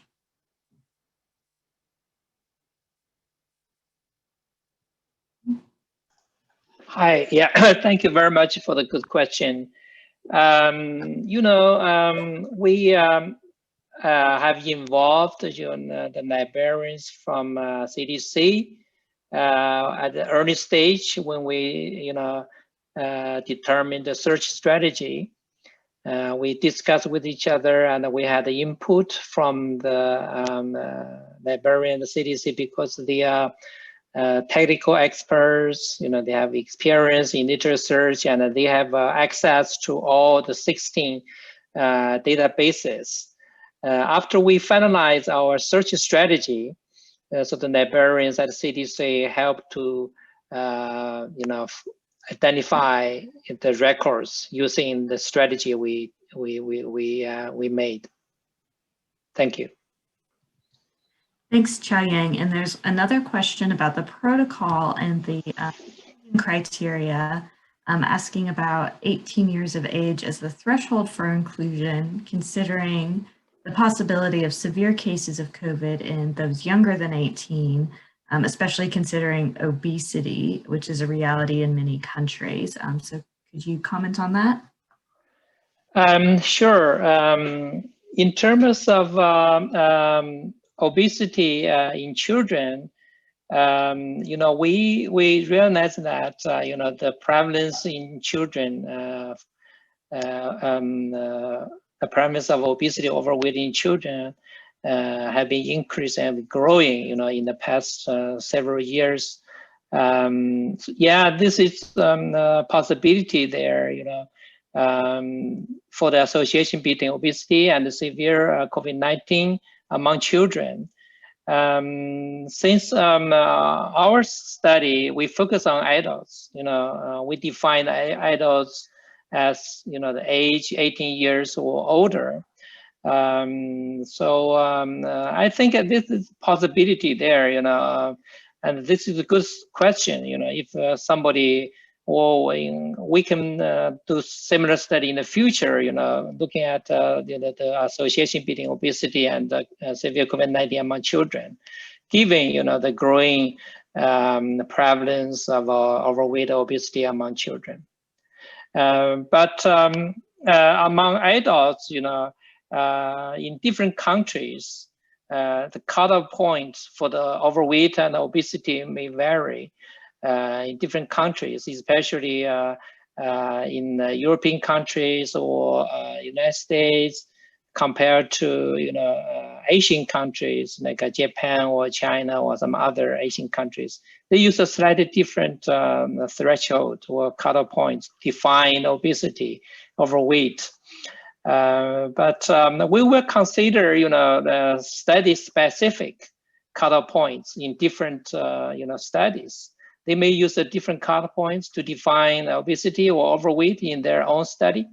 And also, we will consider, BMI as a continuous variable instead of using the cutoff values to look at, the trend, between BMI and the severity of COVID-19. Thank you. Great, thank you, Chao Yang. And another follow-up question along those same lines, since BMI doesn't necessarily reflect overweight or obesity in all populations, such as athletes, perhaps a threshold of 25 for binary analysis might misrepresent the real association of obesity with COVID severe outcomes. Any thoughts on that? Yeah, this is a very good question, actually. Yes, the BMI is a general measure for the body, body mass index is a general measure for the obesity. For some people, even though they have a very high BMI, they may have a lot of lean mass, not a fat mass. So therefore, there's some there's a possibility there are misclassification for the obesity if we use a BMI only as a measure. So ideally, we could use other measures for the central obesity. For example, the visceral fat, using waist circumference and so on. So again, because we use published studies, we cannot specify, the specific measure for the obesity. So we will consider this, for sure when we review the papers. Some papers may use a BMI as a measure for obesity, overweight. Some other papers, may use, with circumference or visceral fat to define obesity. That's very good ones. If we have an adequate number of studies that use different measures, body mass index or visceral fat to define obesity, and that'd be great. We can compare the difference, between these measures, in relation to the COVID-19 severity. Thank you. Great, thank you, Chow Yang, and just a general note of appreciation for your presentation, that this is very useful information for those who are also in the process of registering systematic review protocols on other issues. So thank you. And we have a couple of questions that came through the chat for Dr. Costova's presentation, so I'll shift to those now. First off, is there any conversation or movement to integrate assessment of social determinants of health into IHR and GHSA?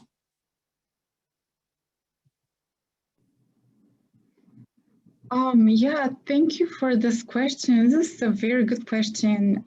So far as we know, the answer is no.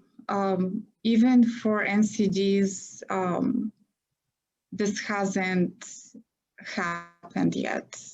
So hopefully in the future, this will be one area for discussion. Great, thank you. And we have another comment from Sue Lin, our colleague at CDC, saying there was a call for comments on areas for review or revision in the Joint External Evaluation Annual Report, if our group at CDC will be providing feedback on that request. Yeah, and we can connect with Sue Lin about that to see how that could be done. Thank you so much for this. Yes.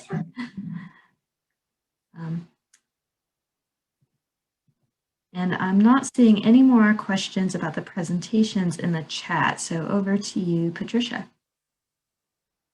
Were there questions that came in for the first two presenters that remain to be answered?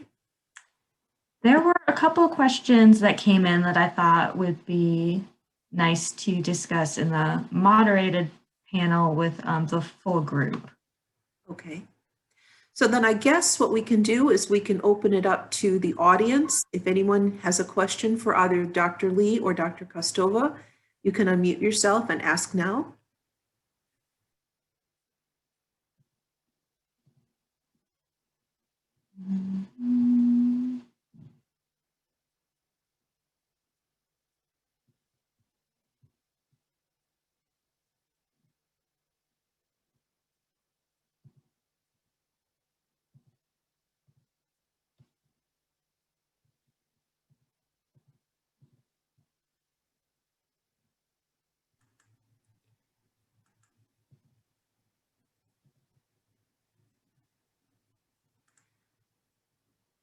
Jennifer, perhaps we can move to the moderated discussion. Sure, that sounds good. I'll start off by posing one of the questions that came into the chat recently from Anna Martin, saying, we know that there is a relationship between NCDs and health outcomes during epidemics or pandemics. Can the panelists please speak more on the relationship between social determinants of health, such as housing, income, education level, healthcare coverage, etc., and pandemic health outcomes?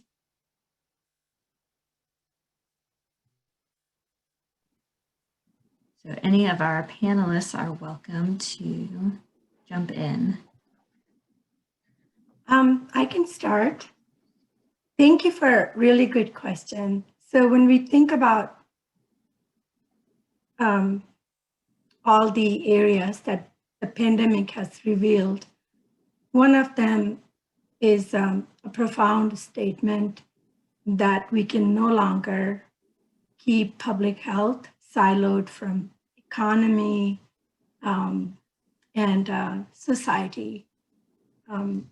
So as epidemiologists and scientists, we know that we see this data over and over, that education's social determinants, housing, they're all interrelated, and they are all important to our public health.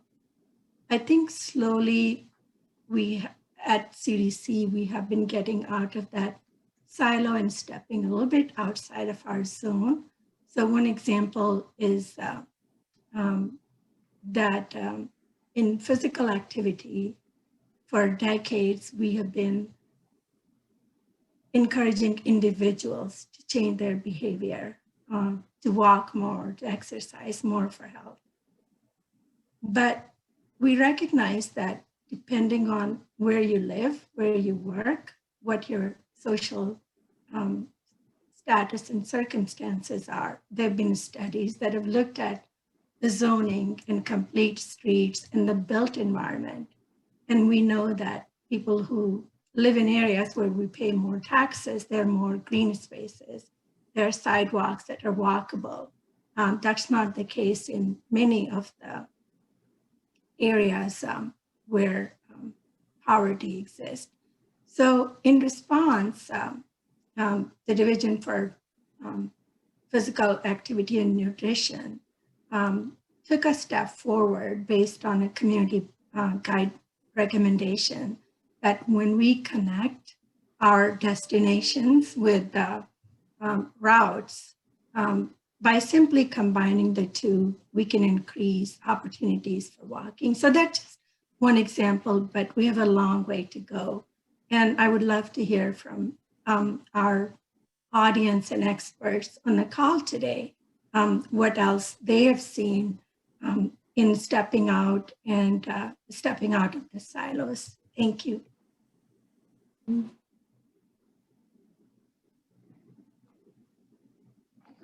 And if I may add to that point, socioeconomic determinants have been linked to pandemic infectivity directly through being linked with increased exposure because of the types of occupations that tend to be concentrated with increased risk for exposure and therefore more infections. And then on the other hand, socioeconomic determinants are strongly linked to non-communicable diseases, uncontrolled hypertension, and so on. And so through the non-communicable disease mechanism, they're also linked to increased severity. And so those are the two channels that that play in terms of the link between those determinants and pandemic outcomes.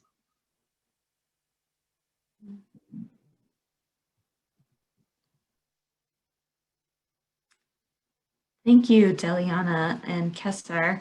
I'll go to another question from the chat.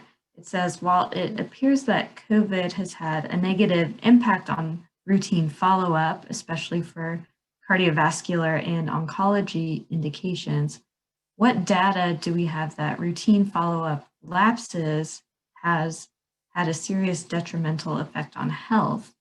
For example, can high touch point or more resource-intensive follow-up be eased some in the face of these data?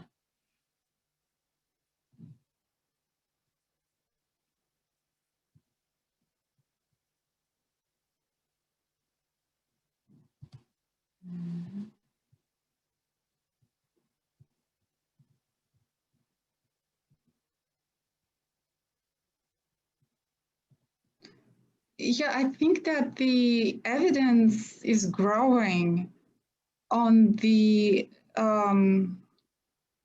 link between reduced hypertension and cardiovascular disease care during the pandemic. I know it was documented in the literature that visits for heart attacks went down dramatically during the first months of the pandemic, at least, possibly because of not enough people going to the hospital with cardiac emergencies. And so the evidence is growing in that respect. I think we'll probably have a lot more information as the pandemic nears its end about the overall effects of that, that effect. Mm-hmm. Thank you, Daliana. And I'll go back to I think the very first question we got in our session from Aram Zahir from the University of Liverpool, and he is asking about ethnic inequalities in NCDs manifest. What can health professionals do to address them as opposed to socioeconomic inequalities? And he gives some examples: racial differences in dietary intake, cultural attitudes, or barriers to physical activity and cancer screening. So it's an interesting. I'll take a stab. Thank you, Ram, for that really important question. So as we're talking about infectious disease and NCDs, so infectious diseases are relatively, and I'm saying relatively simple. You have often one agent, and there is often a cure, a 10-day course of antibiotics, and you're good to go. NCDs are very complex, and it takes a long time for them to develop. But also, it's when you look at the level of influence, so it's the individual behavior, it's what our family prefers to eat and do. Do they like to watch TV more than go out for a walk or bike ride? It's the community we live in, it's the built environment, it's the system where we are. And then of course, it's the policy. They all work together to either impact your health negatively or positively. So while I agree that at the systems level, understanding more about the ethnic differences and inequalities would help, but that's just one piece of the puzzle. It is important point though that often ethnic or cultural practices or norms are not understood. And when that happens, I think it compromises our healthcare system's ability to give us the care that we really need.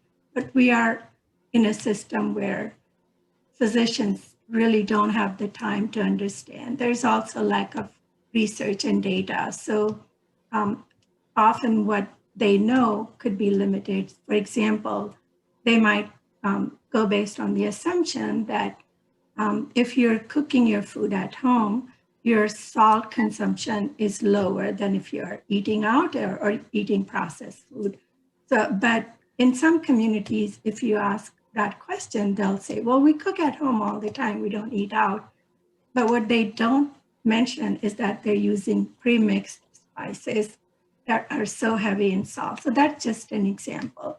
So I agree with you that we need to pay attention, we need to do more research, make that information available, and raise awareness for our healthcare provider and health system.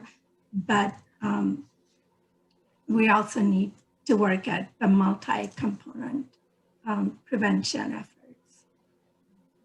And if I may, just to add that I agree with everything that Kessler has shared, but to note that additionally, ethnic disparities in NCD care, they occur in the social institutions that we all live in. So it's not in a silo in sort of as a lot of what we have been talking about. And so I think to address it, we need adequate data systems that allow for the capture of this information so that we can then move forward to train healthcare staff appropriately. Thanks. Great, thank you, Kessler and Veronica. I'll refer to one more question from the chat that we received. Thank you for sharing these experiences. Do you have any experience to share about integrating NCD management into HIV programs? And it's not something we spoke about specifically today, but I'm wondering if Patricia, Dr. Richter, you have any thoughts, or if any of our participants would like to comment? So over to you. Yes, I think that that's a great question. I think that integration of health services is a tremendous opportunity, especially in settings and countries where there's been a focus on communicable diseases and health systems have been developed around a communicable disease model. There has been some movement of late with countries starting to consider the possibility of integrating primary care disease control in an HIV platform, and that would include things like diabetes measurements and hypertension. And then there's also commercial interest. AstraZeneca has done some work in Africa. So this is clearly something that is catching the attention of many who are interested in finding out how we can reach underserved populations, hard to reach populations. And in the case of HIV, hypertension, it's really has a potential to be a win-win in that the published results thus far don't show that there are detrimental effects on the HIV programs, and in fact can allow access to some populations that are resistant to viral testing. So it's definitely an encouraging sign that we're seeing in the literature, and something that's worthy of a whole satellite session all unto itself. Thanks, Patricia. I don't see any more questions in the chat, and we have about 4 minutes left in our formal session. We're allowed to go 10 minutes over, so if anybody has any questions for our panelists, please feel free to speak up.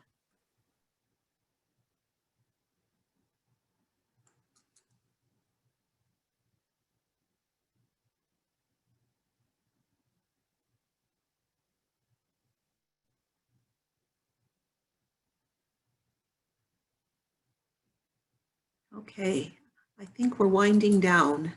I'd like to take a moment to thank all of our panelists and our wonderful audience for such an engaging discussion on NCDs in pandemic times. This was an excellent opportunity to share and learn from one another, and we look forward to continuing this work in exciting new directions. With that, we can adjourn this session. Stay safe and enjoy the rest of your day.